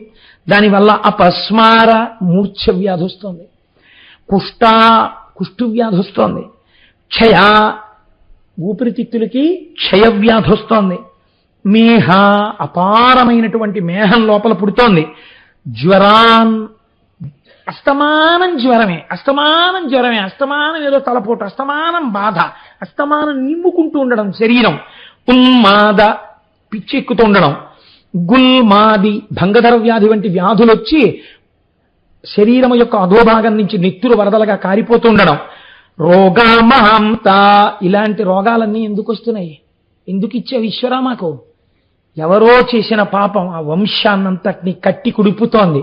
ఆయన చెవులో చెప్పుకుంటున్నారు మనందరి తరపున, నీవనుగ్రహించి నా చేత పలికిస్తున్న భుజంగంలో నిన్ను నమ్మి చెప్తున్నాను, ఇది ఎవరు చదువుతారో వాళ్ళకి అవన్నీ లేకుండా తీసే ఆ బాధలని.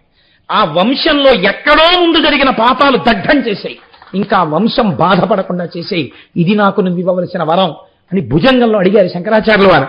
అందుకే మనకి రోగం ఉంది, ఔషధం ఉంది. ఇవాళ మన దరిద్రం ఏమిటంటే ఔషధాన్ని సేవించడం మనం మానేసి రోగం తగ్గమంటే ఎందుకు తగ్గుతుంది? శంకర భగవత్పాదులు మందులన్నీ ఇచ్చినటువంటి గొప్ప ఫిజీషియన్.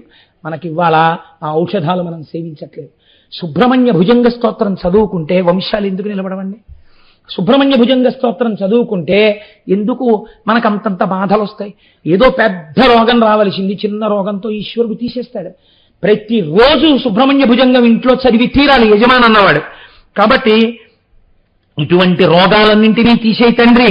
నమక్కేసి నేశక్త ఏ చాపి తుభ్యం నమచ్చాగ తుభ్యం నమక్కుక్కుటాయ నమస్సింధవే సింధు దేశాయ తుభ్యం పునఃస్కందమూర్తే నమస్తే నమోస్తు. నిజంగా అసలు ఆ భుజంగా ఉంటుందండి.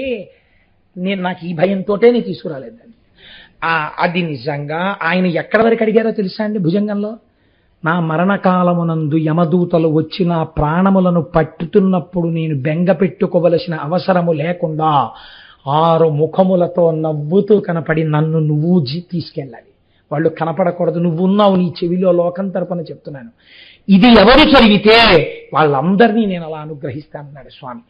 కాబట్టి శంకరాచార్యుల వారు మనం మర్చిపోతామేమో అని తాను చేసిన స్తోత్రానికి తాను ఫలశ్రుతి చెప్పారు. భుజంగాఖ్య వృత్తేన క్లుప్తం స్తవం యత్పటేద్భక్తి యుక్తో గుహం సంప్రణామ్య సుపుత్రాన్ కలత్రాన్ ధనం దీర్ఘమాయు లభే స్కంద సాయుజ్యమంతే నరస్సహ. ఎవరు నమ్మి శంకరాచార్యకృతమైనటువంటి ఈ సుబ్రహ్మణ్య భుజంగాన్ని ప్రతిరోజు ఇంటిలో యజమాని కాని యజమానురాలు కాని సుబ్రహ్మణ్యుణ్ణి కాని ఒక పావుని కాని ఆయన రూపంలో వెలిసినటువంటి క్షేత్రాలున్నాయి. పావంటే ఫోటోలు తీసి పట్టమని కాదు, మళ్ళీ అదొక దోషమై కూర్చుంటుంది. ఒక మల్లవర క్షేత్రంలో వెలిసినటువంటి ఫోటో ఉంది.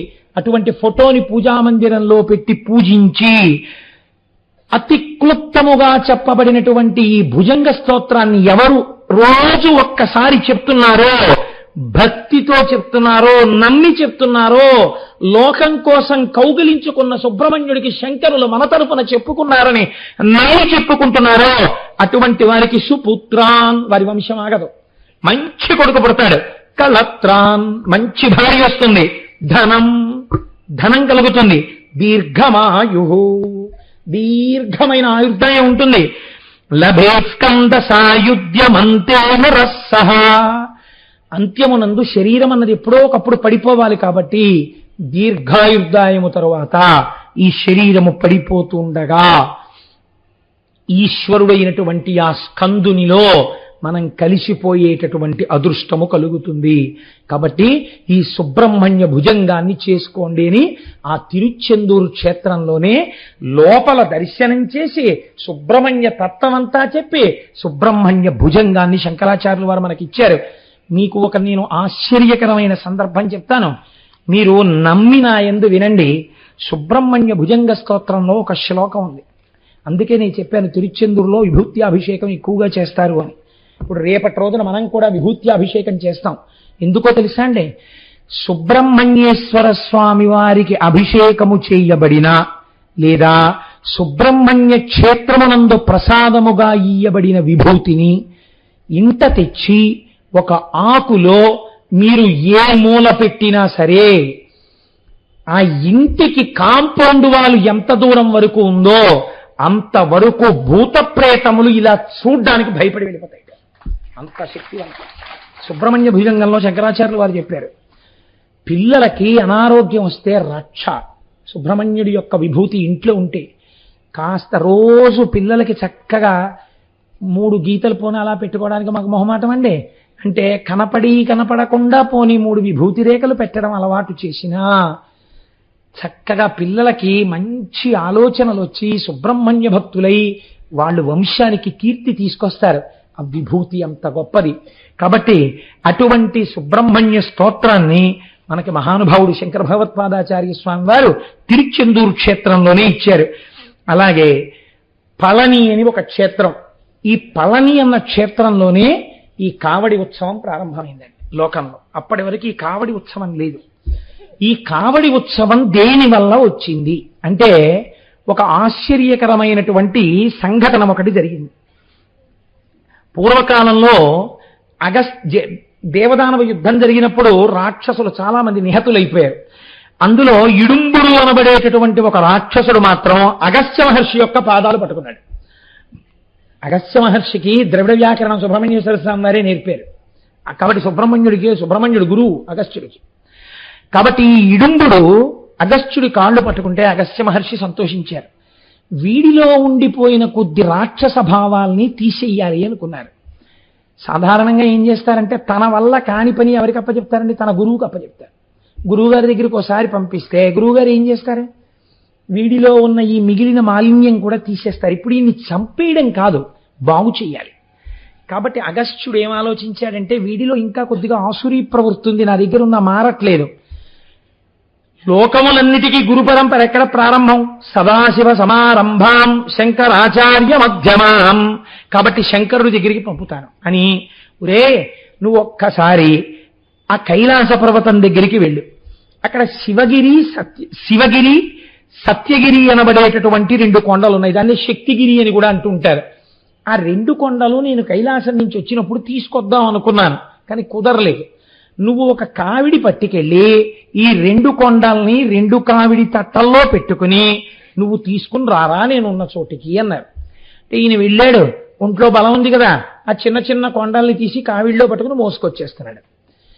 ఇప్పుడు మధ్యలో ఉన్నాళ్లే, మా అబ్బాయి చాలి విషయం చూడడానికి వాడు నేర్పేస్తాడు అనుకున్నాడు శంకరుడు. ఇప్పుడు ఈయన మధ్యలో ఉన్నారు. ఎవరున్నారు? సుబ్రహ్మణ్యుడు ఉన్నాడు పళని క్షేత్రంలో. చిన్న పిల్లవాడి రూపంలో కొండ మీద నించున్నాడు ఆయన. ఈ ఇడుంబుడు ఖచ్చితంగా అక్కడ దాకా రాగానే ఆయాసం వచ్చింది. ఆయన ఉట్టెక్కడ కిందకి దింపి, ఆ కావిడెక్కడ దింపి కాసేపు సేద తీరాడు. సేద తీరిన తర్వాత కావిడి ఎత్తుకునేటప్పుడు గమ్మత్తు ఉంటుంది. అంటే సుబ్రహ్మణ్య కావిడి గమ్మత్తుగా ఉంటుంది అనుకోండి. ఆ కావిడి ఎత్తుకుని భుజం మీద పెట్టుకోరు, వంగి భుజం కింద కావిడి బద్ద పెట్టుకుంటారు, పెట్టుకుని పైకెత్తుతారు కదండి. మీరు ఎప్పుడైనా గమనించండి కావిడి ఎత్తే వాళ్ళని. అంతేగాని ఇలా ఎత్తేసి ఏదో ఇలా పెట్టుకోరు దాన్ని. కానీ వంగుతాడు, వంగి భుజాన్ని కావిడి బద్ద కింద పెట్టి అలా ఎత్తేస్తాడు. ఎత్తిన తర్వాత నడవడం ఏం చేస్తాడంటే, చెయ్యి తీసేసిన సమానంగా బరువు అటు ఇటు సరిపోవడానికి ఇలా ఒకసారి భుజానికి సర్దుతాడు. ఆ బరువు సరిపోయింది అన్న తర్వాత ఇంకా నడిచేస్తాడు. ఆ ఊగుతూ తట్టలు వెళ్ళిపోతాయి. ఆయన కూడా అలాగే వంగి, ఇవన్నీ చూస్తుంటారేంటని మీరు అనుకోకండి. కాబట్టి ఆ కావిడి భుజం కింద పెట్టుకుని ఆయన ఎత్తబోయాడు. ఒకవైపు లేస్తోంది, ఒకవైపు లేవట్లేదు. ఎలా? ఇటు లేస్తే అటు లేవదు, అటు లేస్తే ఇటు లేవదు. ఈ కావిడి సర్దుకోవట్లేదు భుజం మీదకి. ఇలా వంగున కావిడి సర్దుతుంటే ఇంకా గోడని పెడుతుంది. కాసేపటికి విసుక్కుని, ఏమిట్రా ఈ కావిడి ఇంతసేపు తెచ్చాను ఇక్కడ లేవట్లేదు ఏమిటిది, ఇలా పట్టుకుంటోంది ఏమిటి అనుకుని ఆ కావిడి బద్ద వదిలేసి భుజం మీద తువ్వాలు తీసి దులిపి ఆలోచిస్తూ ఇలా చూశాడు. ఎదురుగుండా కొండ మీద ఈ పిల్లాడు పక పక పక పక నవ్వుతున్నాడు.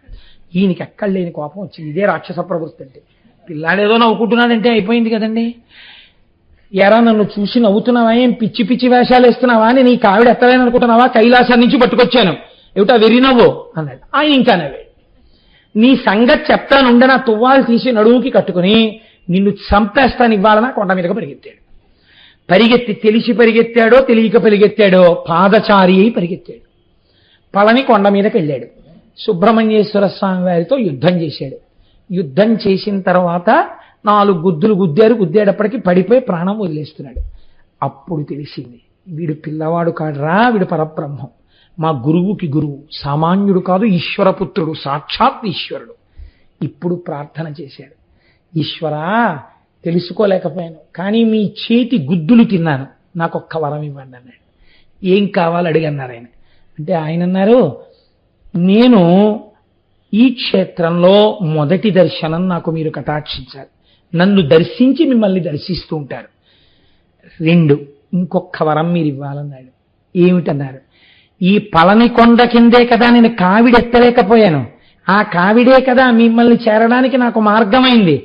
ఇక ముందు లోకంలో ఎవరైనా సరే సుబ్రహ్మణ్యుణ్ణి ఏ ఆరాధన చేయకపోయినా ఒక్కసారి కావిడి పాలతో, పెరుగుతో, విభూతితో, పువ్వులతో, తేనెతో, నేతితో భుజం మీద పెట్టుకుని మేము సుబ్రహ్మణ్యుడి దగ్గరికి వెళ్ళిపోతున్నామని పాదచారులై చెప్పులు విప్పి ఆ కావిడి పట్టుకుని నీ గుడికొస్తే, అటువంటి వాళ్ళు సుబ్రహ్మణ్యారాధన శాస్త్రంలో ఎన్ని రకాలుగా చెయ్యాలని చెప్పబడిందో అంత ఆరాధన చేసేసిన ఫలితం వాళ్ళకి ఇచ్చేసేయాలన్నాడు. తప్పకుండా ఇచ్చేశానన్నాడు. అప్పటి నుంచి ఇప్పటి వరకు కావిళ్ళెత్తి తమిళ దేశం వాళ్ళు సుబ్రహ్మణ్యుణ్ణి తమ దైవం చేసేసుకున్నారు. రేపు సూర్యాస్తమయం అవనివ్వండి, ఎల్లుండి మనం స్వామిని తెచ్చేసుకుంటాం. కాబట్టి 200 కావిళ్ళు మనం ఎత్తేస్తాం ఎల్లుండి. కావిడికి అంత శక్తి రావడానికి కారణం అది సుబ్రహ్మణ్యుడు ఇచ్చినటువంటి వరం. కాబట్టి 6 క్షేత్రములలో పళని జ్ఞానమును కటాక్షిస్తుంది. జ్ఞానమీయగలిగిన క్షేత్రము, పళని కావిడి ఉత్సవము ప్రారంభమైన క్షేత్రము. అబ్బో, స్వామిమలై అని వేరొక క్షేత్రం, అది తంజావూరుకి దగ్గరలో ఉంది. ఈ స్వామిమలై అసలు స్వామి అన్న మాట అమరకోశం ప్రకారం ఒక్క సుబ్రహ్మణ్యుడిదేనండి. ఎందుచేతనంటే దేవసేనాపతి శూర స్వామి గజముఖానుజ అని స్వామి అన్నమాట సుబ్రహ్మణ్యుడిది. ఆ తర్వాత మిగిలినటువంటి స్వరూపాలు కూడా తీసుకున్నాయి. అయితే దానికి ఏం పెద్ద దోషం పట్టక్కర్లేదు. అన్ని సుబ్రహ్మణ్య స్వరూపాలే అనుకున్నప్పుడు మీకు వచ్చిన ఇబ్బంది ఏముంది? వెంకటేశ్వర స్వామి, నరసింహస్వామి, పరమేశ్వర స్వామి, సుబ్రహ్మణ్యేశ్వర స్వామి అన్నీ ఆ స్వామి. కాబట్టి ఆ సుబ్రహ్మణ్యేశ్వర స్వామి అని పిలవక్కర్లా. స్వామి అంటే అది సుబ్రహ్మణ్యుడికి చెందుతుంది ఆ నామం అని చెప్పింది అమరకోశం. ఇటువంటి మహానుభావుడు స్వామిమలైలో వెలిసి ఉన్నాడు. ఈ స్వామిమలైలో చిత్రం ఏమిటో తెలుసా అండి? ఈయన చిత్రమైన పనులు కొన్ని చేశాడు. ఒకానొకప్పుడు స్వామి కైలాసంలో ఉండగా చతుర్ముఖ బ్రహ్మగారు వచ్చారు. 4 ముఖాలతో వేదం చెప్తుంటావు కదా, బ్రహ్మమనగా నేమి అని అడిగారు ఆయన. అంటే ఆయన అన్నారు, బ్రహ్మమనగా నేనే అన్నారు. అంటే ఆయన వెంటనే ఏం చేశాడంటే, వేదాలు చెప్తున్నావు కానీ నీకు బ్రహ్మమర్థము కాలేదు అని తీసుకెళ్ళి కారాగారంలో పారేశారు. పారేస్తే శంకరుడు వచ్చి, తప్పు కదా, చతుర్ముఖ బ్రహ్మగారిని లోపల పారేస్తావా? ఇది సుబ్రహ్మణ్య భుజంగంలో కూడా ఉందండి, బ్రహ్మని అధిక్షేపించిన వాడా అని. జ్ఞానమునందు దోషం ఉండొచ్చు కించిత్, అంత మాత్రం చేత అలా చేయకూడదు కదా, విడిచిపుచ్చు అన్నారు. వెంటనే విడిచిపెట్టి, నా వలన మహాపరాధం జరిగింది, నేను ఎంత మీ కుమారుడనైనా చతుర్ముఖ బ్రహ్మగారిని నేను అలా అవమానించకూడదు, ఆయనకి చేసిన అవమానానికి నేను ప్రాయశ్చిత్తం పొందుతానని సర్పరూపి అయి వచ్చి పడుకున్నారు. పడుకుంటే ఆయన్ని పిల్లలు పెద్దలు అందరూ రాళ్లతో కొట్టేవారు. ఆ దెబ్బలు తింటూ అలా పడున్నారు సర్పరూపంలో. ఆ రూపంలో పడి ఉంటే పార్వతీదేవికి తెలిసి షష్ఠీవ్రతం చేయించింది. అందుకే షష్ఠీవ్రతం చేస్తే సుబ్రహ్మణ్యానుగ్రహం కలుగుతుంది. షష్ఠీవ్రతం చేయిస్తే మళ్ళీ నా పాపం పోయిందని ఆయన మళ్ళీ వచ్చి తేజోమూర్తిగా సుబ్రహ్మణ్యుడిగా కూర్చున్నారని. 3 ఒకానొక సమయంలో శంకరుడికి ప్రణవానికి సంబంధించినటువంటి ఉపదేశం చేశారు స్వామిగా. ఇది చిత్రంగా ఉంటుంది. శంకరుడు సమస్త జ్ఞానమునకు ఆలవాలము. అటువంటి వాడికి కొడుకు ఉపదేశం చేయడం ఏమిటండి? దాన్ని మీరు కొంచెం జాగ్రత్తగా అర్థం చేసుకోవాలి. ఉదాహరణకి నేను ఎప్పుడో నాకు తెలుసున్న 2 ముక్కలు ఉపన్యాసం చెప్తున్నాను అనుకోండి. నేను చదువుకున్న దానికన్నా తెలుగు కానీ సంస్కృతం కానీ ఓ పుస్తకం కానీ పురాణం కానీ మా అబ్బాయికి ప్రవేశం లేకుండా ఏ ఇంజనీరింగో చదువుకుంటున్నాడు అనుకోండి. ఒకానొక నాడు అనుకోకుండా నేను మాట్లాడుతున్నప్పుడు వాడు నాతో మాట్లాడుతూ ఇంట్లో, నాన్నగారండి నేను ఎన్నోసార్లు మీరు రామాయణం చెప్తున్నప్పుడు లంక యొక్క రాజద్వారము వద్ద లంకయే నిలబడి ఉంటుంది, లంకిని అంటుంటాం కదండి, అన్నదానికి మీరు ఇలా సమన్వయం చేసి చెప్తూ ఉంటారు కదా సాధారణంగా. దానికన్నా మీరు ఆలోచించండి, ఇలా చెప్తే ఇంకా బాగుంటుంది కదా అని అన్నాడు అనుకోండి. నేను ఆశ్చర్యపోయి, ఉరేసం నాకు ఇలాంటి ఆలోచన రాలేదు ఎప్పుడు. ఓ సుబ్రహ్మణ్యం గారే వచ్చారు సభకి, కాబట్టి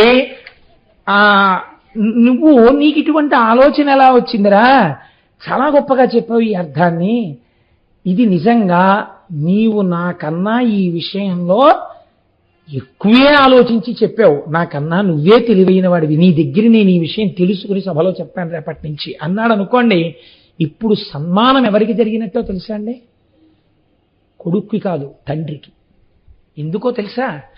మహాజ్ఞాని అయిన తండ్రి, లోకమునకంతటికీ బోధ చేసే తండ్రి ఓడిపోవడం అంటూ జరిగితే ఎక్కడ ఓడిపోవాలనుకుంటాడంటే కొడుకు చేతిలో ఓడిపోవాలనుకుంటాడు.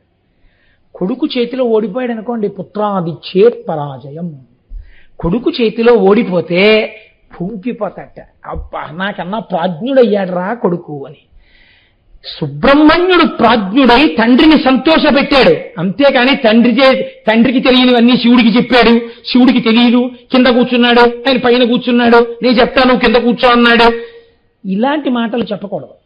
అసలు శాస్త్రమునందున్నటువంటి భావన అది. కాబట్టి పుత్రాదిచ్చేత్ పరాజయం, ఈశ్వరుడు సుబ్రహ్మణ్యుడి దగ్గర ప్రణవము యొక్క అర్థాన్ని అంత గొప్పగా చెప్పావురా అని విని సంతోషించి, ఈ భావన నాకు కలగలేదు కనుక నీ వలన ఇవ్వాల నేను కొత్త సత్కారమును పొందినానని సంతోషించినాడు. కాబట్టి అది స్వామిమలై క్షేత్రము. తిరుత్తణి, ఇది తిరుపతికి చాలా దగ్గరలో ఉన్నటువంటి క్షేత్రం. ఈ తిరుత్తణి క్షేత్రం అబౌట్ 60 కిలోమీటర్స్ ఉంటుందేమో అక్కడికి.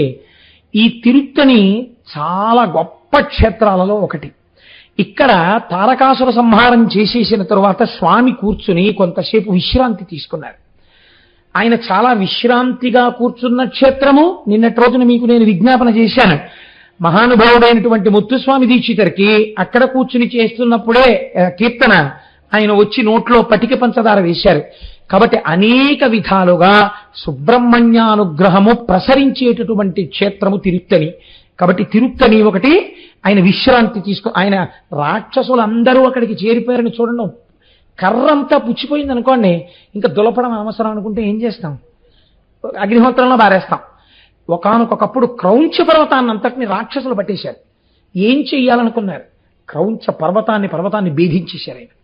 క్రౌంచ సురేంద్ర పరిఖండన శక్తి శూల పాశాది శస్త్ర పరిమండిత దివ్యపాణి అంటాం.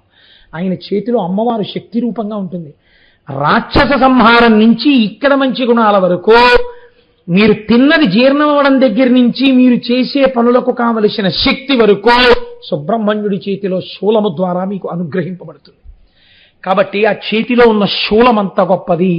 సుబ్రహ్మణ్య భుజంగంలో శంకరాచార్యుల వారు ప్రత్యేకంగా శూలం మీద కొన్ని పాదాలు రచించారు. కనుక ఆ తిరుత్తని అంత గొప్ప క్షేత్రం. అళగర్కోయల్ అది ఒక క్షేత్రం. అది అక్కడ క్రీడాస్థలము. సాక్షాత్తుగా స్వామి చిన్నతనంలో అంటే మీరు ఒకటి అనుకోండి, సుబ్రహ్మణ్యుడి చిన్నతనంలో అలా పిల్లలతో ఆడుకుని ఉంటే ఆయనకి జ్ఞాని కాడా అండి అప్పుడు? తర్వాత ఎప్పుడైనా జ్ఞానం వచ్చిందా అని ఒక అనుమానం వస్తుంది. మీరు ఒక్కటి గుర్తుపెట్టుకోండి, రమణ మహర్షి దర్శనం కోసమని చాలామంది పెద్దలు కలిసి వెళ్ళారు. ఒకసారి వెళ్ళి వాళ్ళందరూ ఏదో పళ్ళబొట్టలు అవి ఇవి స్వీట్లు అన్నీ పట్టుకుని రమణ మహర్షి దగ్గరికి ఎడుతుంటే చూశారు. కొండ ఎక్కుతున్నప్పుడు ఓహో వీళ్ళు మన దగ్గరికే వచ్చేస్తున్నారేమో అనుకున్నారు. వాళ్ళు వచ్చి ఆ రమణ మహర్షి కనపడితే ఇవన్నీ ఇచ్చేసి ఏముందండి ఇంకక్కడి నుంచి మొదలు పెడతారు. నేను బలానా అండి, బలానా వాళ్ళ అబ్బాయినండి, బలానా వాళ్ళ మనవండి, మాకు ఎంత ఉందండి, మాకు అంత ఉందండి, నీకు 1 కిలో స్వీట్లు ఎట్టుకొచ్చామండి, ఎవడు వింటాడు ఎల్లరంతా. కాబట్టి రమణ మహర్షి దగ్గరికి వచ్చి అడిగారు, అయ్యా ఇక్కడ రమణ మహర్షి అంటే ఎవరండి అని అడిగారు. ఏమో నాకు తెలియదు అలా పోతాడు అన్నారు. వాళ్ళు చాలాసేపు చూశారు. ఈయన ఏం చేస్తున్నారు అనుకున్నారు మీరు? పిల్లలతో గోళికాయలు ఆడుకుంటున్నారు కొండ మీద. ఆడుకుంటుంటే పాపం కూరలవ్వ అనుకుంటాను, నాకు గుర్తున్నంత వరకు ఆవిడ ఆకుకూరలు తెచ్చేది. ఆవిడ పైకి వచ్చి ఇక్కడ ఎవరి కోసం కూర్చున్నారయ్యా అని అడిగింది. ఆవిడ అడిగితే రమణ మహర్షి కోసం కూర్చున్నాం అన్నారు. ఆయనేగా గోచి పెట్టుకున్న ఆయన అంది ఆవిడ. మరి అదేంటి ఆయన అడిగితే అలా పోయాడు అన్నారు అని. ఆయన అలాగే చెప్తారు మాట్లాడండి. అప్పుడు వెళ్ళి అదేమిటండి భగవంతుని అలా అన్నారు, మీ దర్శనానికి వచ్చాం, ఇదిగోనండి ఇవన్నీ తెచ్చాం, ఈ లడ్లు తెచ్చాం, ఈ స్వీట్లు తెచ్చాం, ఈ పళ్ళు తెచ్చాం, మీకు డబ్బు తెచ్చాం, మళ్ళీ మొదలు నాకెందుకయా ఇవన్నీ అని. కాబట్టి బ్రహ్మజ్ఞాని అయినటువంటి వాడి యొక్క స్థితి ఎలా ఉంటుందంటే, ఒక బాలుడు ఎలా ప్రవర్తిస్తాడో అలా ప్రవర్తిస్తాడు. గోళికాయలు ఆడుకుంటూ లేకపోతే కోతులతో సరదాగా గడుపుతూ ఆయన అలా ఉండేవారు. కాబట్టి పుట్టుకతో బ్రహ్మజ్ఞాని అయిన సుబ్రహ్మణ్యుడు ఒకరికి ఆయన చేష్టితములకు అందకుండా ఆడుకున్న కొండ అళగర్కోయల్. అంటే ఇప్పుడు ఏమైంది? ఆ కొండ ప్రతి చోటు స్వామి పాద స్పర్శ చేత పునీతమైపోయింది.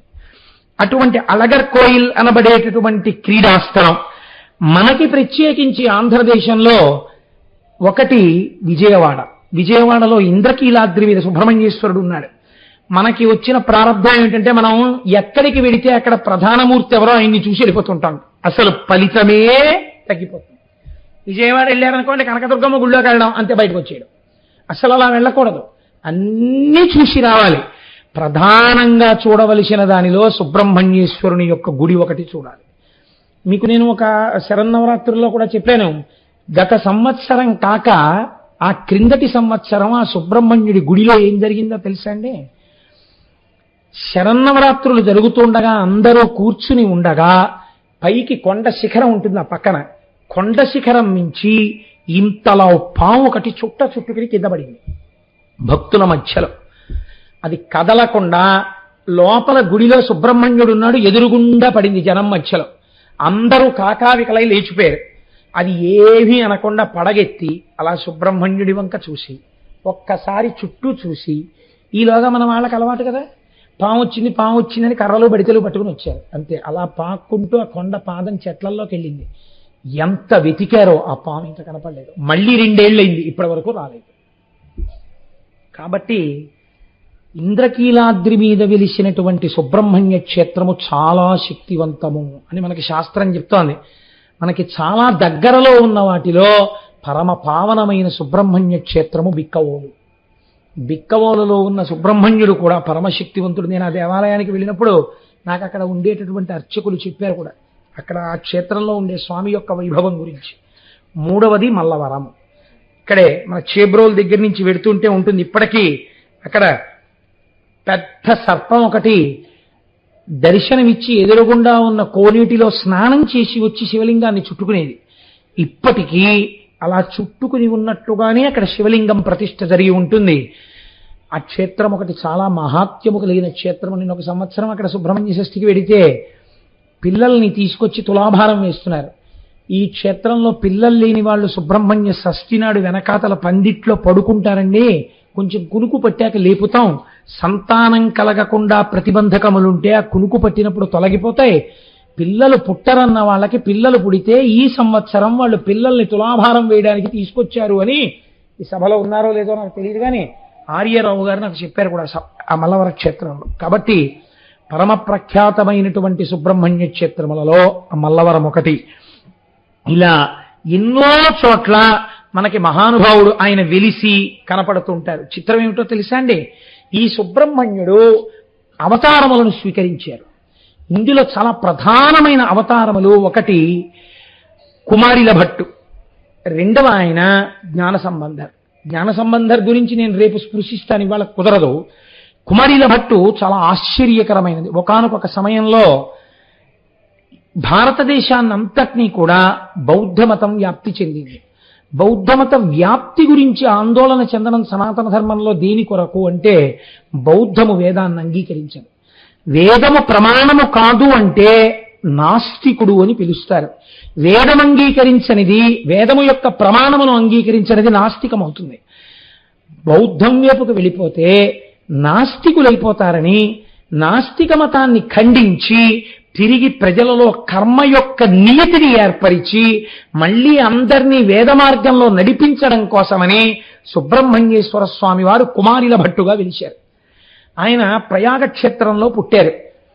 ఏదైనా తెలుసుకోకుండా ఖండిస్తే దాని వలన మర్యాద ఉండదు, బాగా తెలుసుకుని ఖండించాలి. అందుకని వారు ఒక బౌద్ధారామమునందు చేరారు. అది 7 అంతస్తుల ప్రాకారం కలిగినటువంటి ఆరామం.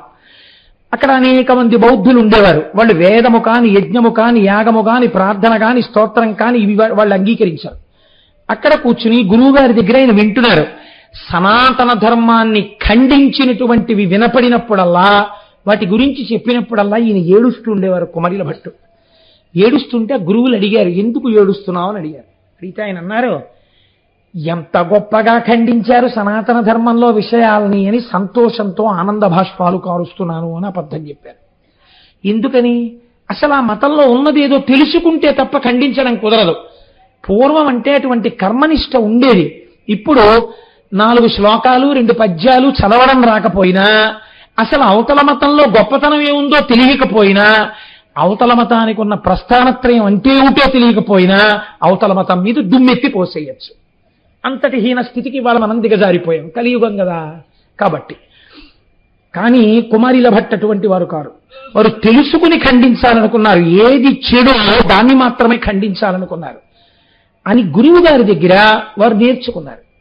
బాగా నేర్చుకున్న తర్వాత శిష్యులు గురువులు కనిపెట్టారు, ఈయన బౌద్ధుడు కాడు, ఈయన బ్రాహ్మణుడు, ఈయన సనాతన ధర్మమునందు మక్కువ ఉన్నవాడు, వేదమంటే చాలా ప్రీతి కలిగినవాడు, ఈయన కేవలం మన మతం గురించి తెలుసుకోవడానికి మనలో చేరాడు.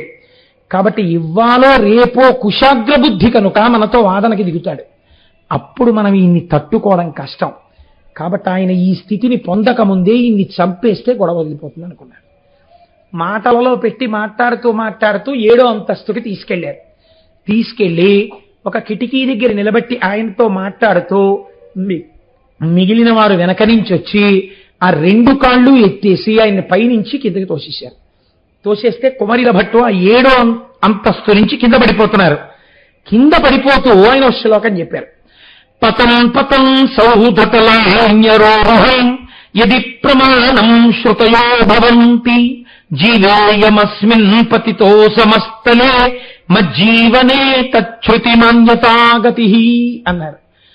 వేదమే ప్రమాణమైతే, సనాతన ధర్మము సత్యమైతే, వేదములో చెప్పబడినవన్నీ సత్యములే అయితే, అది అనుష్ఠించవలసిన మతమైతే, నేను కింద పడినప్పుడు మరణించకుందునుగాక అంటూ పైనుంచి కింద పడిపోయారు. కింద పడిపోయారు కానీ 7 అంతస్తుల నుంచి ఆయనకి ఏమీ అవ్వలేదు.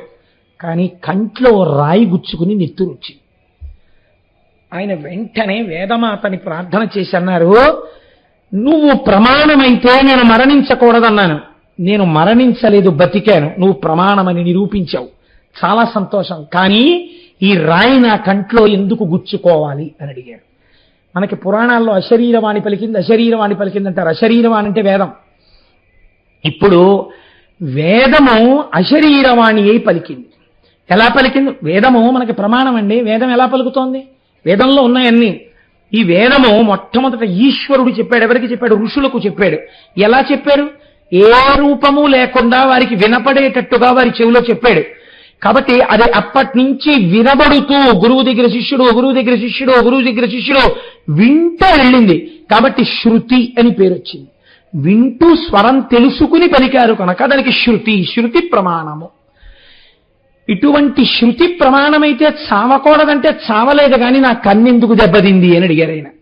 అంటే అశరీరవాణి అయి వేదమంది, యదీతి సందేహ పద ప్రయోగాత్ వ్యాజేన శాస్త్రశ్రవణాచ్ఛహేతో మమోచ్ఛదేశాత్ పతతో వ్యనక్షీత్ తదేక చక్షుర్విధి కల్పనాసా. నువ్వు పైనుంచి కింద పడిపోయేటప్పుడు వేదమే ప్రమాణమైతే అంటూ పడ్డావు. వేదము ప్రమాణము కనుక నేను మరణించను అనలేదు.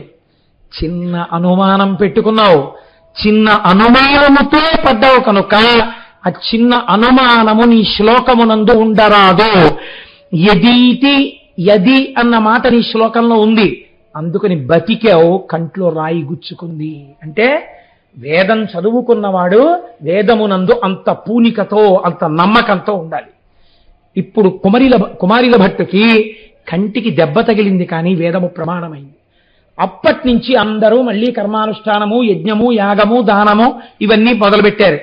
కానీ శంకర భగవత్పాదుల యొక్క అంశ కుమారిల భట్టు కన్నా పై స్థాయిది. ఎందుకో తెలుసా అండి? వీళ్ళకి కర్మయందు ఏమవుతుందంటే కొంచెం కోరిక ఉండడం, లేకపోతే కోరిక తీరకపోతే కోపం రావడం, ఇలాంటివి ఉంటాయి. అందుకే చూడండి, ఇంత కుమారిల భట్టు కూడా కర్మని నిలబెట్టవలసి వస్తే, ముందు కర్మ నిలబెడితే కదండి వెనక జ్ఞానం. అందుకని కర్మ నిలబెట్టవలసి వచ్చింది. కర్మ నిలబెట్టవలసి వస్తే అప్పుడప్పుడు కళ్ళమ్మట నీళ్లు వచ్చాయి. అదే శంకరాచార్యులు వారు అనుకోండి, జ్ఞానంలో ఉంటారు, బ్రహ్మజ్ఞాని. తలకాయ ఇచ్చేస్తారా అని కాపాలి అడిగితే తీసుకుపోంటారు. అందుకే బ్రహ్మజ్ఞాని స్థాయి ఈశ్వరుడు కూడా పొంగిపోతాడు. బ్రహ్మజ్ఞాని కన్నా గొప్ప స్థాయి ఇంకా సనాతన ధర్మమునందు లేదు. కాబట్టి ఇప్పుడు ఏమైంది? ఈ కుమారిల భట్టు దగ్గరికి వచ్చి కర్మ గురించి మీరు వ్యాప్తి చేశారు కనుక జ్ఞాన మార్గము గొప్పది అని చెప్పడానికి శంకరాచార్యుల వారు కుమారిల భట్టు దగ్గరికి వచ్చారు. కానీ అప్పటికి కుమారిల భట్టు తుషాగ్ని ప్రవేశం చేసేశారు. తుషాగ్ని అంటే పెద్ద ఊక రాశి పోసుకుని ఆ ఊకని అంటిస్తారు. అంటిస్తే ఈ ఊకకుండే లక్షణం ఏంటంటే అది గబగబా కాలిపోదు. మంటలు వచ్చేసాయి అనుకోండి, అందులో ఏదో శరీరం 10 నిమిషాల్లో 15 నిమిషాల్లో బాధపడిపోతుంది. కానీ తుషాగ్ని ఏం చేస్తుందంటే మెల్లిమెల్లిగా సెగంటుకుంటూ వస్తుంది. కింద నుంచి ముందు వేడి కొడుతుంది, సెగ కొడుతుంది, ఒళ్ళు ఉడికిపోతుంది, తర్వాత కిందకు వస్తుంది. ఆ తర్వాత ఈ తొడలు, మోకాళ్ళు, పాదాలు అన్నీ కాలిపోతుంటాయి. ఎంత కాలిపోతుంటే బూదిలోకి అలా దిగిపోతుంటాడు. ఎంత దిగిపోతుంటే అంత కాలుస్తూ ఉంటుంది. కాల్చి కాల్చి కాల్చి కాల్చి చివరికి ప్రధానమైన అవయవములైనటువంటి గుండె మొదలైనవి కాలిపోయేంత వరకు ఆ ఒళ్ళు కాలిపోతున్న బాధ అనుభవించవలసింది. కాబట్టి కింద నుంచి పైకి కాలుస్తూనే ఉంటుంది. కదలకుండా కూర్చుని తుషాగ్నిలో ఆయన కాలిపోతున్నారు అలా. అప్పుడు వచ్చారు శంకరాచార్యులు వారు. అరే రే, మీరు ఎందుకు ఇలా కాలిపోతున్నారు? ఎందుకు ఈ పని చేయవలసి వచ్చింది, నేను కర్మ మార్గం గురించి జ్ఞాన మార్గంలోకి తిప్పడానికి వచ్చానని చెప్పారు. అంటే ఆయన అన్నారు, నేను తెలిసి చేసినా తెలియక చేసినా గురువుల పట్ల అపచారం చేశాను. బౌద్ధము సనాతన ధర్మమును అంగీకరించని నాస్తిక మతం కావచ్చు, కానీ ఇప్పుడు నేను సనాతన ధర్మ ప్రచారం కోసం బౌద్ధ మతంలో ఉన్న రహస్యాలు తెలుసుకోవడం కోసం గురువుల దగ్గర శిష్యుడిగా చేరి నేర్చుకునేటప్పుడు దాన్ని ఖండించడానికి నేర్చుకున్నాను. ఇలా గురువు దగ్గర వినకూడదు కనుక అలా విన్నాను కనుక దానికి సరి అయినటువంటి ప్రాయశ్చిత్తం తుషాగ్నిలో కాలిపోవాలి శరీరం, అందుకని దీన్ని ఇలా కాల్చేస్తున్నాను. ఎంతటి మహాత్ముడో చూడండి. కర్మనిష్టతో ఉన్నవారు కాబట్టి ఆ కర్మనిష్టకే శరీరాన్ని వదిలేశారు. అగ్నిభౌహు సుబ్రహ్మణ్యేశ్వర స్వామి అవతారాలన్నీ కూడా అగ్ని ఎందే పర్యవసిస్తాయి. అందుకే అగ్నిహోత్రంలోకే తుషాగ్నిలోకి కుమారిల భట్టు వెళ్ళిపోయారు. వెళ్ళిపోతూ ఒక మాట చెప్పారు, నా శిష్యుడు మండన మిశ్రుడు ఉన్నాడు, ఆయనతో వాదించి ఓడించు, లోకమంతా కర్మ మార్గంలోంచి జ్ఞాన మార్గంలోకి ఎడుతుందన్నారు. అప్పుడు శంకరాచార్యుల వారు యోగ మార్గంలో వెళ్ళి తద్దినం పెడుతున్న మండన మిశ్రుడి ఇంట్లో పైనుంచి దిగిపోయారు. సరే, అది వేరు విషయం అనుకోండి శంకర విజయాల్లో. ఇప్పుడు చిత్రం ఏం జరిగింది అంటే, మీకు అంతక పూర్వం వరకు పూజలు చేస్తే మీరు ఏ పూజ చేస్తున్నారో ఆ పూజలో ఆ స్వామి యొక్క పేరు చెప్పి ప్రీత్యర్థం అన్న మాట లేదు సంకల్పంలో. ఇది చెప్పకుండా పూజ చేసేవారు. శంకరాచార్యుల వారు మండన మిశ్రుణ్ణి గెలిచిన తరువాత కర్మభాగమునందు ఓ కొత్త విషయం కలిసింది. ఏమిటో తెలుసా అండి? మీరేది చేసినా ఉమామహేశ్వర ప్రీత్యర్థం ఏకవారాభిషేకం కరిష్యే అని నీళ్లు ముట్టుకుంటారు. ఎందుకు చేస్తున్నాను? ఈశ్వరానుగ్రహము కొరకు చేస్తున్నాను. ఈ కర్మ చేస్తే ఈ ఫలితం వచ్చేస్తుందని కాదు, ఈ కర్మకి ఫలితం ప్రీతి చెందిన ఈశ్వరుడు నాకు ఇవ్వాలి, ఈశ్వరముఖంగా ఫలితం రావాలన్న జ్ఞానాన్ని అంకురింపచేయడానికి సంకల్పాన్ని శంకరాచార్యుల వారే మార్చారు. అక్కడ మండన మిశ్రుడు ఓడిపోయిన తర్వాతే అలా మారింది అప్పటి నుంచి. కనుక తుషాగ్ని ప్రవేశం చేసినటువంటి గొప్ప అవతారం కుమారిల భట్టు యొక్క అవతారం.